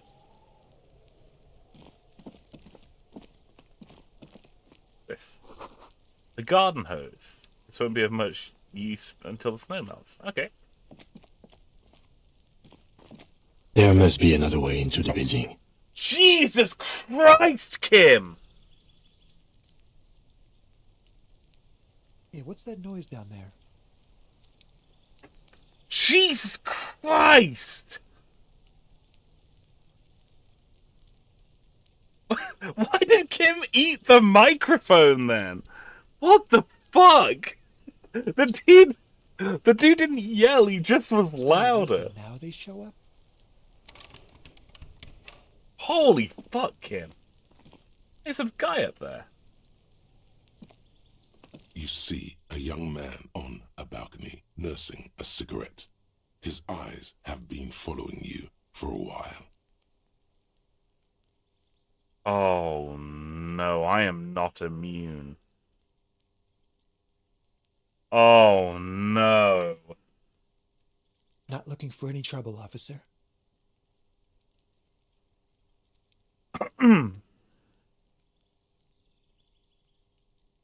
Normal audio level if he was mustard. No. No.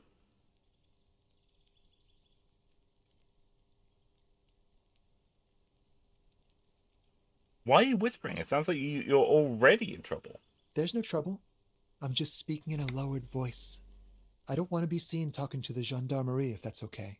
I just want to finish my cigarette. Okay. Don't let him go. This could be your witness. The balcony has a great view of the whole thing. Actually, the gendarmerie really needs to talk to you. Is it really that important? Yes. Like a nervous cat, he keeps stealing looks at the neighboring windows. All right, but make it quick. Once I finish this cigarette, I have to run. Can you tell me your name? My name? My name is Martin Martinez. I don't think that's true. Martin Martinez? Good local name. Let's go with that. Someone says, Musty, I too am not immune. Looks like you've got a good view on the back of the Whirling's backyard. Can you tell me anything about the hanging? I can tell that you finally got him down. Thank you. It was quite a disturbing sight, even by Martinez standards. What were you doing last Sunday? Oh. You already asked me that, didn't you? I'm pretty sure I didn't. No, not you. Some more muscular type. Muscular type?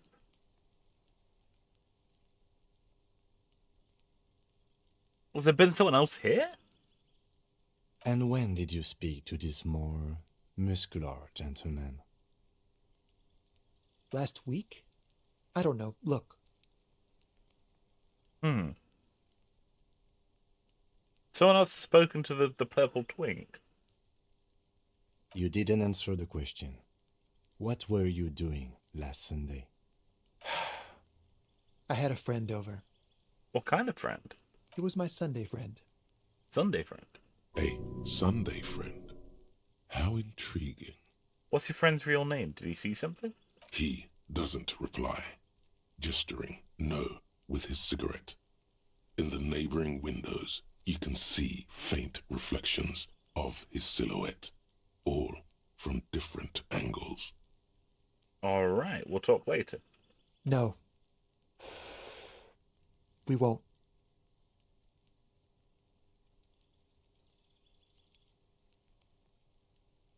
Church friends, Bible buddies. Now, if you'll excuse me, I really need to get going.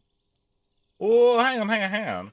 Maybe I can convince you to stay. This isn't the place or time for questions.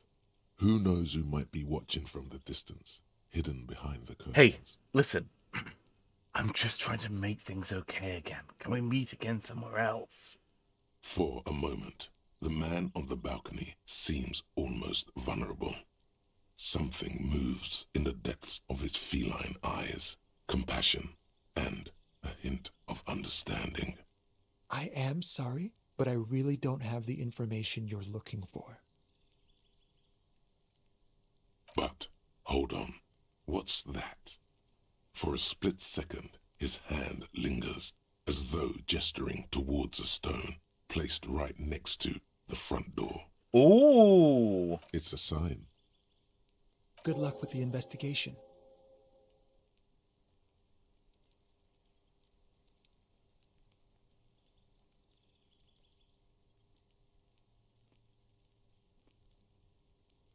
Oh, okay. He's gone. We should run after him, see where he went. No point in running. Tenements like these often have multiple exits. If he doesn't want to talk to us, then he'll know how to hide himself. So we just give up? He could be a witness. Him or his Sunday friend. Either way, we need to look into that muscular type who's asking about our case. Yeah. He did leave us a sign. Did you see that? He wanted to draw our attention to that stone right over there. If we find a way inside the building, we can ask around for his apartment. Great, let's do that. A stone, like any other, lying in a whirl of sleet and mud. Maybe there's something under it. There's a key beneath it, rusty from the dirt. This must be for the front door. Pity doesn't have the apartment number on it. This building has many apartments, and the man can be in any of them. How are we going to find the right one? We'll just have to go in and see.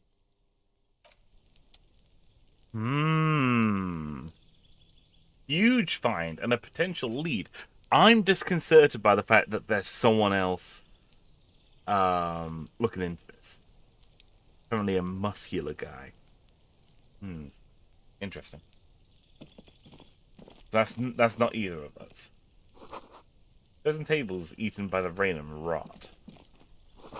Another spattering of bullet holes in this wall. Man, this place has really had a rough time, huh? Orange bum hats. Those are fed. What's that?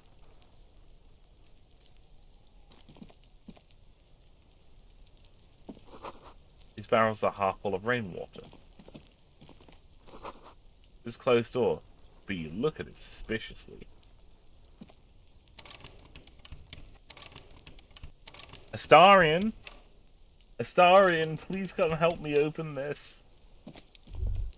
Oh? The spread pattern of these bullet holes makes your chest ache. Your breath grows heavier. More old bullet holes. Half a century at least. From the Revolution. Examine closer. You peer into the faded marks in the stone. They peer back like an endless row of tiny black holes. Sweat starts trickling down your brow. Someone says somebody else looking into a mystery is never a good sign. Yeah, not good. Your chest feels tight looking at them. It's closing in, caving in, ever tighter.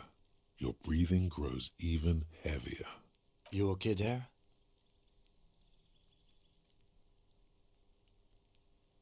Man, I started feeling really bad for a second. Might be the after effects of your past escapades.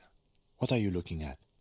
What's with all these bullet holes? I've been seeing them around a lot. Remnants from the revolution. These are over half a century old. So, no crime has happened here? Perhaps a crime of a sort ages ago. But no, these do not warrant an investigation. What can you tell me about the revolution? Not much. I don't have a fresh perspective on it.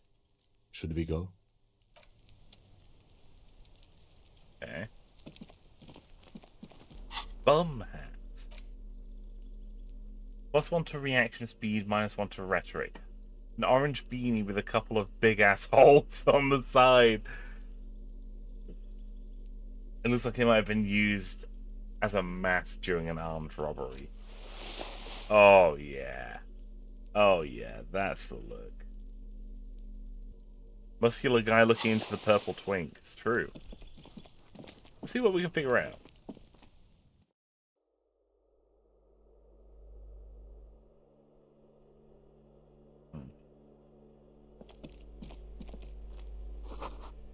Eviction notices and missing pets are plastered on top of each other. Oh, a bin. Flip up glasses, the auditor.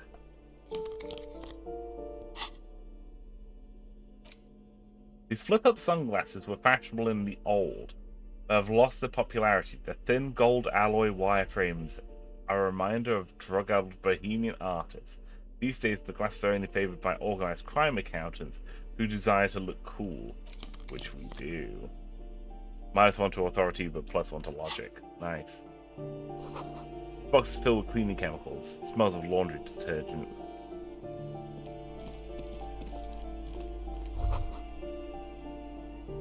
An old shoe rack, boots, sneakers, and old slippers. These shoes come in 3 different sizes. 3 different sizes. Apartment 12, a loud rumbling snore comes from within.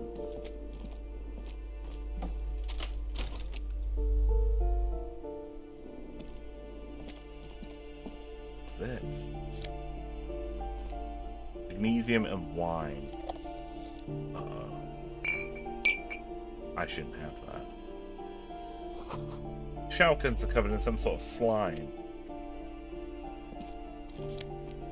Ooh, money.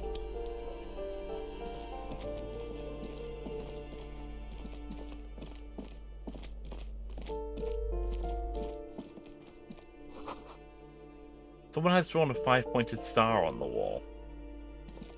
This door has been closed with a padlock. A chalk-drawn number on the board says number 11.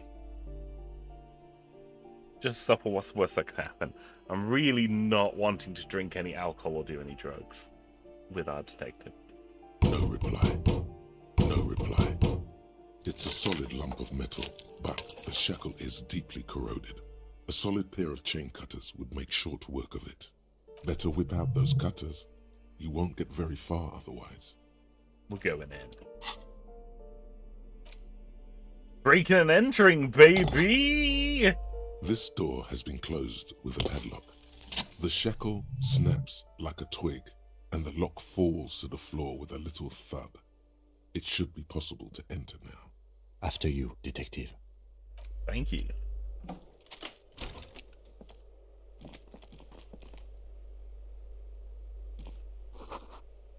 Books of critical theories on the monstrosities of capital and such. Photos of revolutionaries posing with guns. A flamboyant poster of a white star. Real lithography. This. A 9mm bullet. And a Samarinsian?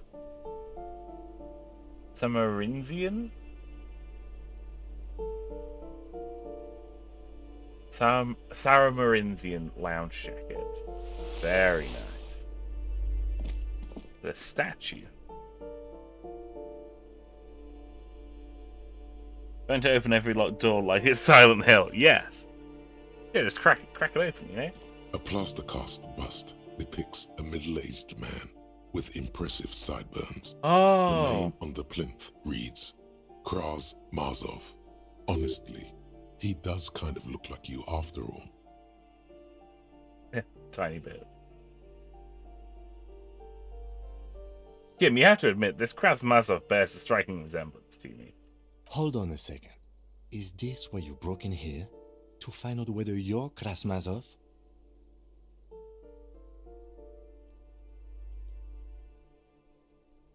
I had to consider and investigate all possibilities, Kim. Except that Krasmazov is dead.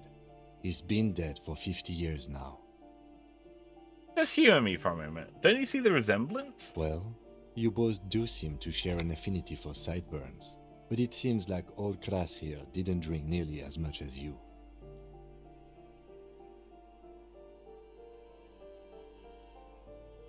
How do you know? The bus is probably just a romanticized depiction anyway. Very well. Let's look for identifying features then. Doesn't he have a birthmark right here? What about you?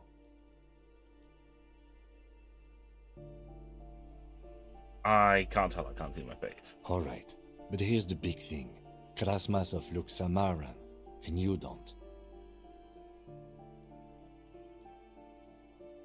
No, he doesn't.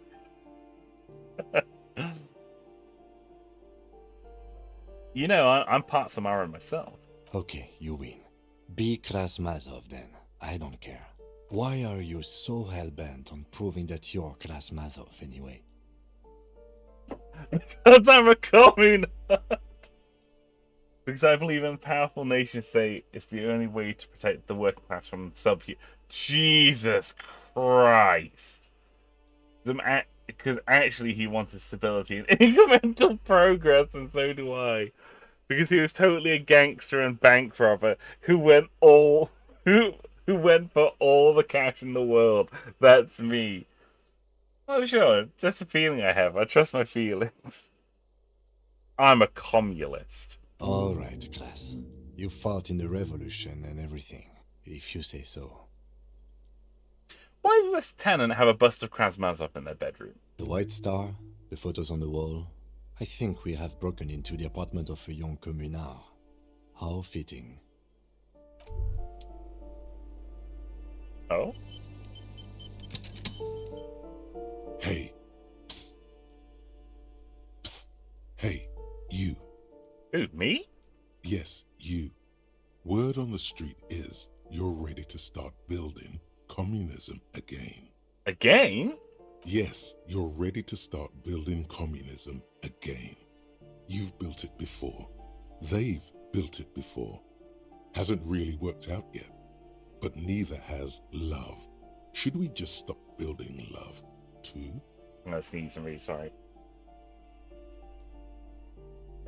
Oh, gosh!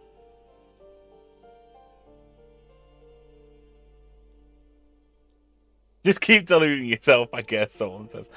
I love that this game just has entire short stories written for stuff like this that doesn't progress the story in the slightest. It's true. I'm muted the stream? Uh-oh. Oh, right, you muted the stream because I sneezed. Right, gotcha. Lamau, I didn't know that you could convince Kim that you were in fact Krasmazov. It's very funny. I know I mentioned Victoria 3 earlier on, which is a fantastic game, but if you're playing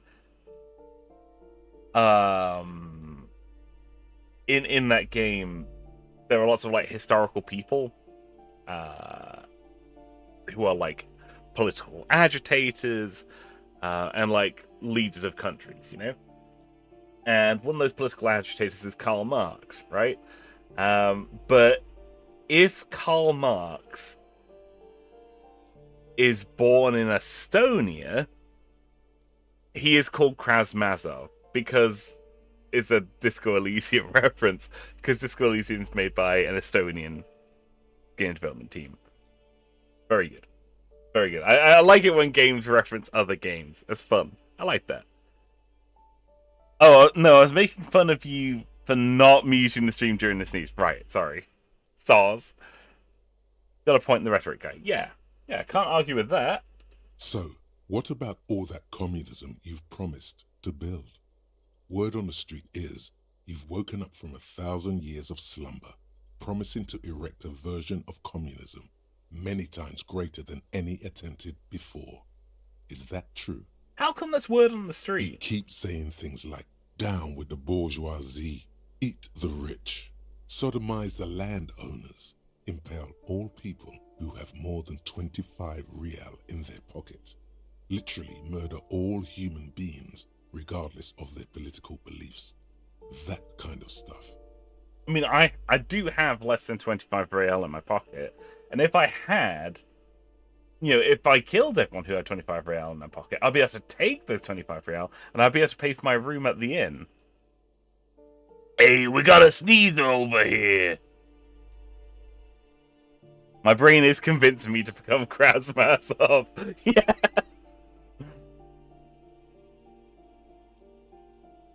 Sneezing on stream is almost as bad as naming your child racist lorry driver. Racist lorry driver Junior. It's named after his father. I said some mildly left-wing things, but none of those. Oh yes, the mask of ambivalence. Don't deny it. You're about to rip it off and reveal the monstrous seven-eyed lamb of global communism that would devour and masticate mankind. Yum, yum, yum. Mastication. Everyone can see that. So tell me, do you have any questions before we fire up the big communism builder? Or do we get right down to it? Wait, first, what's this communism even about? Failure. It's about failure. Failure? Yes. Abject failure. Total, irreversible defeat on all fronts. Absolutely vanquished, beaten, curb-stomped and pissed on.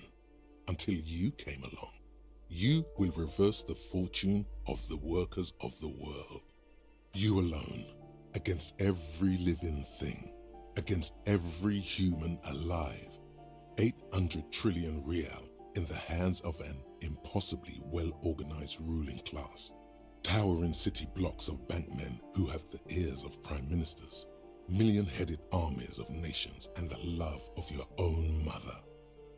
You against the atom, the charm and the spin, where the whole world failed. Matter failed to bend to human will. Human will failed to get out of bed and tie its laces. You alone, single-handedly, will rebuild the dreams of the working class. You are the last communist. This is insanely well written. Now get to work, comrade. Alright, let's do it. Let's start building some communism. Oh yeah. Get the firing squads and the animal wagons ready. Wait, what? Firing squads? You didn't say anything about those. Too late to back out now. You can't make an omelette without breaking a few million eggs. Holy fuck. Alright, gonna roll up my sleeves even further and breathe in that pristine air. Masovian social economics. Wait, we got two things. Okay, so we get a -2 to visual calculus while we're thinking about this. People think communism was some crazy idea that had its comeuppance 40 years ago. A fever that shook the world to never return again. They were right until he woke up today. A spiritual corpse responsive only to the call of Commodore Red, prostitutes, and Krasmazov. For him, communism is still a thing. He will single-handedly raise the commune of O2 from the oceanic trench where it's been resting, covered in ghosts and seaweed. He is the big communism builder. Come, witness his attempt to rebuild communism in the year 51. Someone says, why is this shit post so well written? Emphasis on chop chop. Let's go. Okay.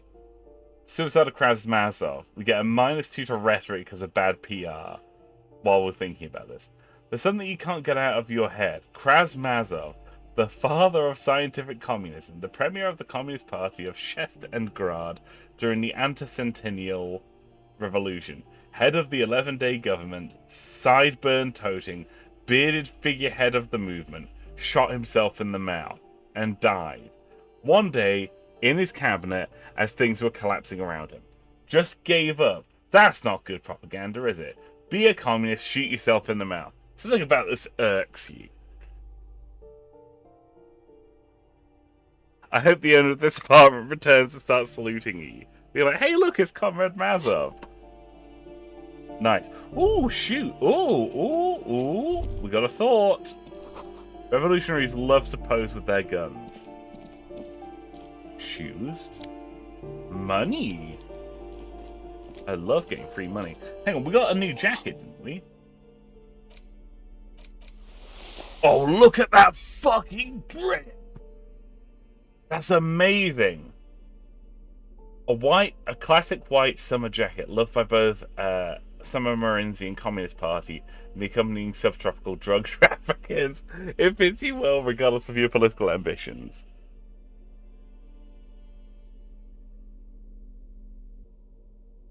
He was martyred. He tripped and fell on his own gun. The Last Communist gives me major educational fiction vibes, definitely so. Mazovian socio-economics thought is so well written. I'll definitely do it. We just need to get some levels. Esprit de corps or conceptualization. We're gonna go conceptualization. For now. What's this? Ooh, money! You hear someone walking around inside, rearranging the furniture. The number on the panel says 10. The walking stops abruptly, but no one comes to the door. You can feel tension on the other side. A poor communard from the looks of it. The room is barely bigger than a closet. Nope, that's not what's written there, game. I've noticed sometimes the voice lines in the game don't match the text on screen. It's a few little buggy wuggies. Who is this? Demands a female voice, wary and tense. This is the police. Open up. Do I have to open the door? You hear the clacking of heels again as the other side walks right up to the door. Her tone is getting a defensive edge. Do you have a warrant? I'm not obligated to open the door if you don't have a warrant. Let's go. We don't have a reason to get inside that apartment. It's generally easier to do things if you have literally any reason. That's true. Yeah, it does a good job satirizing political ideology. What's this? Ooh, postcard. Boogie Street 46. What's this? Ooh, money. Ooh, money. Ooh, money. Door number 9 is locked. Mailbox overflowing for apartment 8. Carlack lives on Boogie Street. He does. Give me a moment.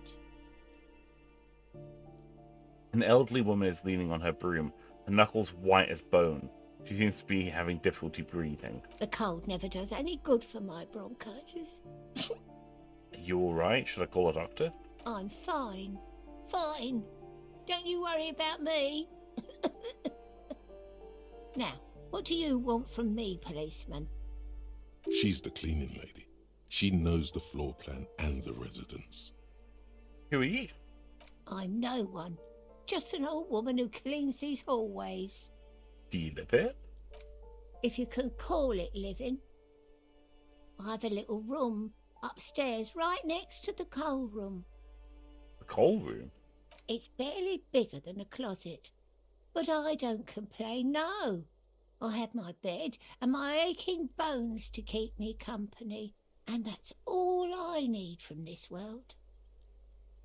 Also, I can't believe her parents named her cleaning lady. Awful.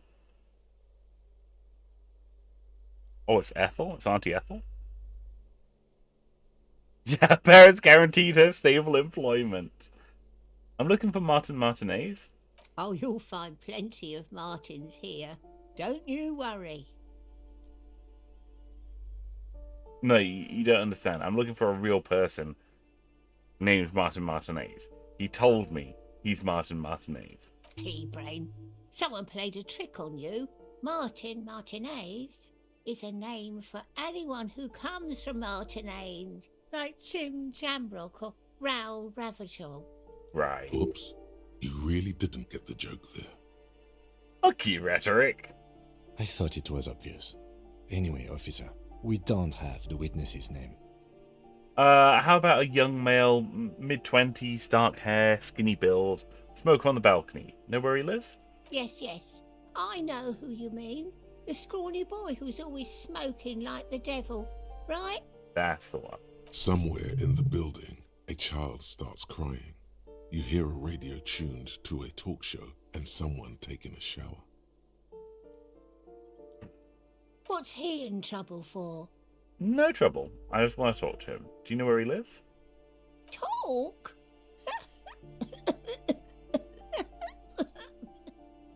He lives upstairs in room 28. Go to the balcony. It's one of those doors there. He's usually home in the evening. Okay. Go investigate the person taking a shower. Bother them and ask them out for coffee. Hey, would you like some floor coffee? We should go check out his apartment on the balcony. See if he's home. I have a few questions about those apartments. Ask away, policeman. Is one of the residents on vacation? The mailbox is overflowing. People come and go. I don't keep an eye on everyone. They probably just moved or died. Hopefully somewhere else. Who lives in apartment 10? No one lives there. It's been empty for months. Well, I talked to someone through the door. Impossible. I would know if someone had moved in there. Oh. Maybe it's those countercultural people again. Breaking into a house like it's a public space. You're a policeman. Be good and take a look, will you? Sure, I'll go see what I can find. Great. Young people. They're worse than rats. You know, always littering the hallways with trinkets and empty beer cans. Who lives behind the padlocked door? Oh, that one is a scientist, a future scholar. Oh. I think he studies astrology at the community college. Education's good. I always tell them to study. Hey, Clean Lady, do you know a twink who wore purple today? Astrology. Something to do with all those stars around his door. He asked me to leave his drawings up on the wall. You mean the Star and Antlers? It's a symbol of communism. A symbol of what now? Communism. You know, like the World Revolution. Never heard of it. Alright, that's all. Thanks. She mumbles some kind. Vito says a firing squad for the rich. Holy shit. What's this? Foreclosed by Martinez Realty Associates. I'm coming in. Astrology might relate to the tattoos on the corpse. Good call. She's a boomy, a broomy. You're not gonna flirt with this old woman. Describe your gun to her and ask if she's seen your badge. I haven't yet. No, I will do. I wish I could. What's this? Someone saw down the wall. That's a bathroom here. Oh, grocery list on the table and checks. What happened here? Can't foreclose on an apartment with a hole in the wall. It will still be accessible through the apartment next to it. That one didn't have a door. Sadly, nothing of great value remains here. There's always a little something in the fridge. Indeed. Oh ho ho ho! Nose a fed and money.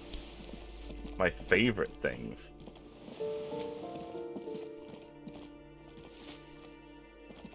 Yeah, I'm asking people if they see my badge.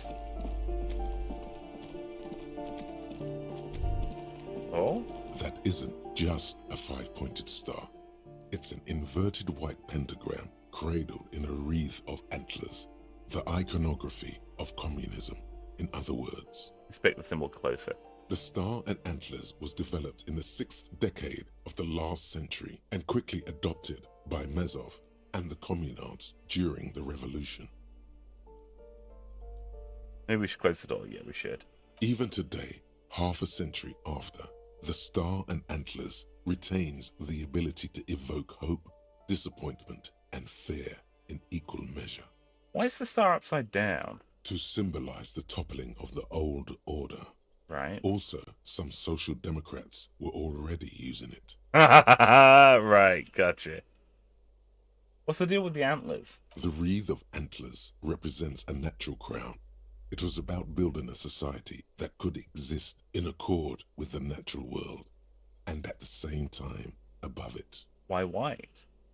Because white is the color of peace. What does it evoke in me? Gone. Gone is the glory of hope. Only the scribblings of impoverished students remain in dirty hallways. Oh. Close that door. The symbol of communism being a pentagram is very satirical, very funny. It's good. Let me in. You hear someone walking around inside, rearranging the furniture. The number on the panel says 10. This apartment is supposed to be empty. Did you break in here? Excuse me? Of course not. You have plenty of reason to enter. I don't need a warrant if I suspect that there's been a break-in. Oh, come on. That was smart. Yeah, thanks, Kim. My brain's enormous. Oh! This isn't at all what I was expecting. Satisfied? My name is Marielle Charpentier, and I'm an agent with Martinez Realty Associates. I am not breaking in, as I have every right to be here. The keys, see? Oh, she is skeevy. Her, like, big, like, toothy grin. Like, that's a realtor if I've ever seen one. Holy heck. Boy, there are a lot of different keys there. More than 20, at least. Do you want to see my ID as well? You can't legally ask for it, but why not? Want to see my residence permit too? I'm gonna have a look at her passport. It feels flimsy in hand, with the words Revachol Zone of Control written under a nondescript municipal logo. There's a picture of her with shorter hair inside, along with all her personal details. Nice haircut. Thank you. Do you have any questions? I need to be back in Midtown in an hour. What are you doing here? I need to get it ready for the next lease, but as you can see, the previous tenant completely trashed the place. I fuck shit up too. Ha! Sounds like you've spent too much time undercover in some rock band. You lived here? It was some kind of a moribund old man who used to be a business owner. You'd think they'd make rent. A sudden serious look crosses her face. This story didn't have a happy ending. But that was months ago. Anyway, was there anything you wanted, or is that it? I'm in a hurry. You're looking at a foreclosed apartment down the hall. Oh, that's another huge mess. The former tenant owes us 3 months of rent. 3. We closed the apartment and planned on auctioning off the valuables, but... And again, I have no idea how stupid mistakes like this can even happen. But Ron, when he came to close the door, didn't close the neighboring door. And there's a hole in the wall. Oh. A hole in the wall. Can you believe it? And then the tenant ran off with his stuff. He's gone. The money's gone. Just like that. The way she speaks is real good for realtors. Yeah, it's fantastic. Yeah, extremely manic. Extremely manic. The sum must have been puny. My money's also disappeared, I think. Well, it does not disappear from my hands. No, I don't let it. I mean, it couldn't have been much money. These apartments look pretty shabby. These apartments are perfectly fine. They have gorgeous architecture, a million-real view of the bay, good ventilation, neighbors, life, spark. and they are affordable. Mhm. I'll tell you, Martinez has a future. In a few years, it's going to blossom with artists and creatives and those radio computer wizards. Okay. So, wait, what happened with the wall? Don't ask me what happened with the wall. I have no idea how we're going to find the time or resources to fix it. Both apartments are now unrentable. Both. I love how she's speaking. Javon says she's got a point. I'm sold. I'll take 20. Of course. Okay. What's this? A blister pack of medicine peeks out from the box. You should take it. Ooh, yes, I will.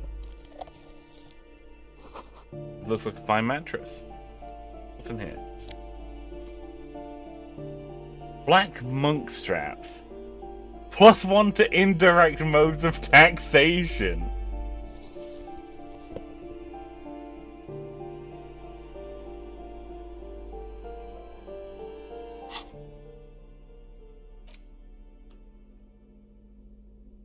+1 to indirect modes of taxation. Affluent moneymaker, man.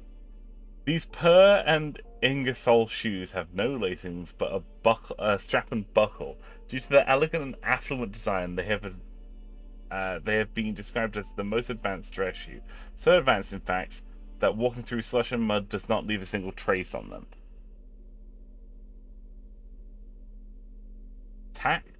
Indirect modes of taxation. They look nice. The luxury of fine things. Just look at those black monk straps. After spending an entire day hustling, who's to say that you didn't deserve a pair of ridiculously expensive shoes on your tired feet? Oops, it's a fashion faux pas. Discard the thought and the shoe. You're right, beautiful things do make people happy. Beautiful things give you a rush. It's power. Crafting your style, draping your flesh in silk and leather, deciding how to present yourself to the world. Remember, when they come to take it away from you, you worked for those shoes. Whether you like it or not, wearing these shoes has made you more liberal. Ultra liberal. Uh-oh.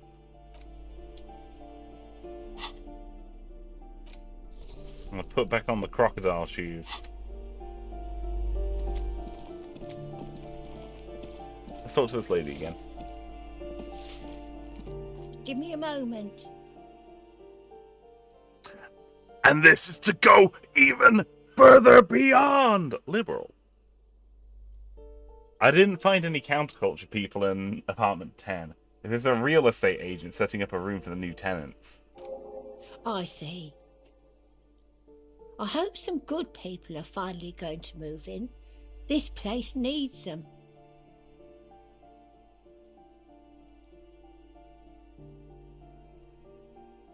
Yes, radio computer wizards are coming. They're going to save the place and the economy. Oh, I do like wizards.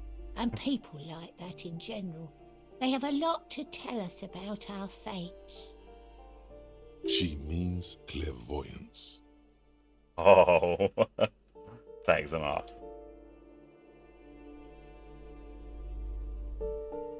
No, the crocodile shoes don't have much of a political association, that's true.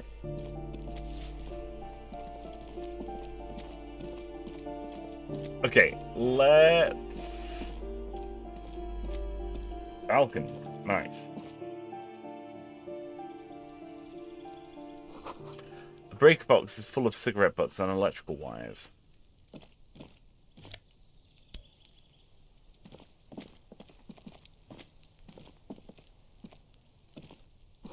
It's a door, nothing do you hear right now.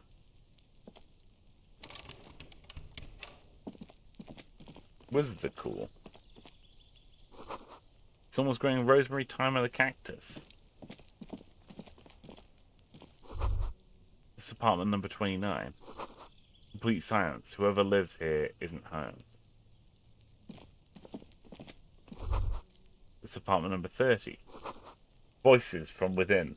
Sing along to some buoyant dance track. What's this? This door is made of metal and appears to be reinforced. Someone here really values their security. Number 28. This is where the cleaning lady said the smoker on the balcony lives. Let's see if anyone's home. Knock on the door. No one answers. Looks like the young man we are looking for isn't home. I think our best chance to catch him is in the evening. We should return tomorrow after we have finished with our day's work. How about 9 p.m.? Sound good? What do you mean? The smoker on the balcony. This is why we're here, right? He might know something about the murder. So tomorrow 9 p.m.? Don't worry. It's mostly all still here. You can remember things. You got this. Sounds good. Tomorrow, 9 p.m. Tomorrow, 9 p.m., right here. Apartment number 28. Good, let's go. Damn. Turns out it's quite tricky finding someone in a big apartment building.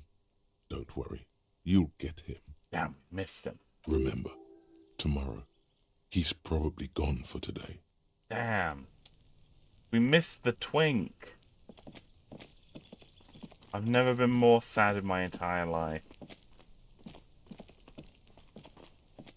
Oh gosh, I've got to sneeze again. I'm gonna mute.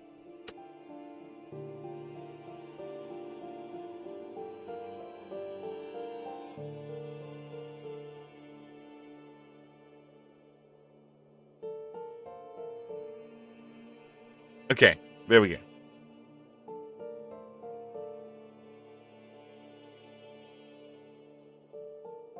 We lost some memories, but at least we can record new ones. It's true.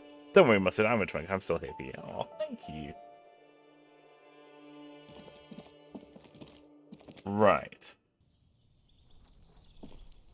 Did a big lean. I leaned over to the right and did a big sneeze. Just an ordinary wall. I was hoping we'd be able to have another crack at the wall now that we've got a fancy jacket on. What's in here?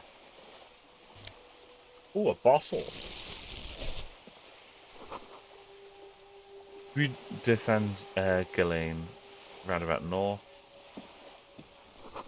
Caves out apartments. Oh, ho, ho, ho, ho! Signal blue naval coat. Hey, up here, piggo. The streets will flow red once more. A great torrent rushing down Rue de Esperance. You wait and see. The girl stares at the sailboat by the pier. The streets will not flow red with anything. Who are you?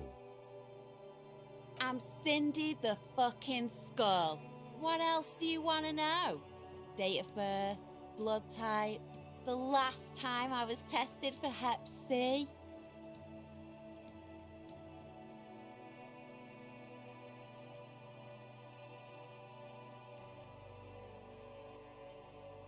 Don't use that tone with me. I'm the law. Sod off, pig man. Art is above the law. Sorry, I like saying I'm the law. I think that's very funny. It's like I'm Judge Dredd or something. You keep staring off to the side. What are you looking at? The lieutenant furrows his brow at another one of your eccentricisms. She nods disdainfully towards the woman performing maintenance on a boat docked in the pier. Hatred, disgust. It's difficult to tell which of the two is more present in her girlish features. The woman on the boat does not notice Oh, her fuck! staring. It's Margaret Thatcher! Fuck! That is on her. Someone's got to keep an eye on her. Ozon is an archipelago 2 days' travel away from Rivershore. Its moneyed residents, used to posh restaurants and upscale boutiques, rarely have reason to visit Martinez. Oh, okay. Who is she? Probably the Wild Pines rep. Ah. We should talk to her. She's a professional negotiator, though. I have the feeling she will be very cooperative while telling us nothing. You should take the lead. Ask her unexpected questions, you know? Do your thing. Don't be afraid to get a bit wacky. Throwing her off is our best bet. Wacky's my middle name. Good idea, piggies. Run along now. Fuck her shit up good. Impound that boat while you're at it. I'd like to watch her swim back to Ozon. What are you doing to that wall? Can't you tell? I'm painting a beautiful mural, an aereo graffitio visible from low orbit. I haven't really started it yet. I'm waiting for the right words. So you don't know what you're gonna write? Have you ever tried your hand at graffitio? When faced with a blank wall, most people write unimaginative stuff, like pigs go home and Mona was here. We rarely see pigs round here, though. Just union cads. And my name's not Mona, so... I have an opinion on this. Want to hear it? Yeah? I mean, I love public art. Don't mind us. Keep doing what you're doing. Thanks. I'm sure the inspiration will come to me now that I have an official RCM stamp of approval.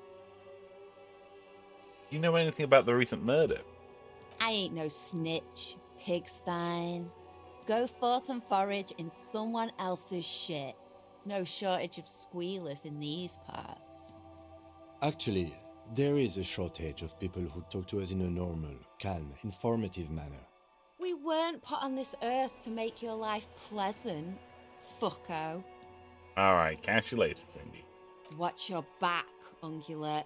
You've got eyes on you. Bet we have. We got a new coat? Look at that! This classic double-breasted coat suits everyone, including you. And if you ever find yourself battling winds at the helm of a ship when the coat's... then this coat's heavy fabric has got your back, even if moths have left a few holes. Probably going to keep that nice white jacket on there. Check that out. Wow.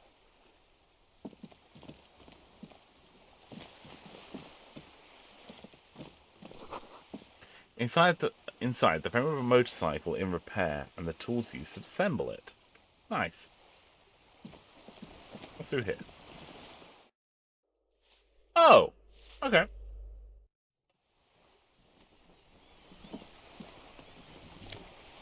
Ooh, a bottle.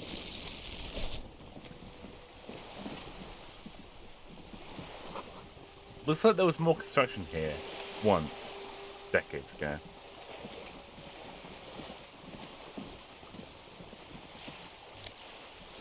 What's this?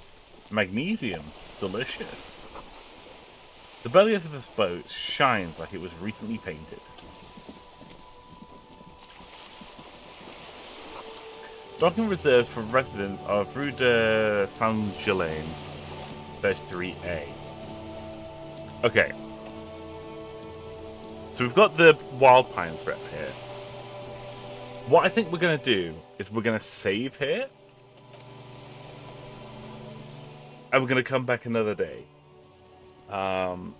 It is getting really late. I've actually got an early start tomorrow. I recently bought National Trust membership. And I'm going out to a National Trust property tomorrow. So I need to be up early.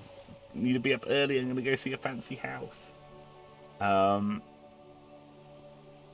we're going to wrap up here. I won't be about tomorrow night. I'm going out for dinner tomorrow night with some friends. But I'll be around Monday night for more Disco Elysium. Tuesday night we'll be back to... We'll do Baldur's Gate. And then Wednesday we'll do some more Disco Elysium. Making great progress though. It's been a productive one. We've got lots done. I've laughed a lot. I've laughed so much that I've seen stars. It's amazing. This game is so funny. Fantastic. What an excellent game. What an excellent game. Okay, I'm going to throw up the thanks for watching screen. Thank you all so much for tuning in today. I've had an absolutely wonderful time, as always. I hope you all have an excellent evening. Enjoy the rest of your weekend. Take it easy. Enjoy some time off. Put your feet up and relax. I love you all big many. I know you all have plenty of things you could be doing with your Saturday nights, and I am incredibly touched that you chose to spend it here with me today. Thank you all so much for watching, and I'll see you all next time. Okay, everyone. Bye-bye.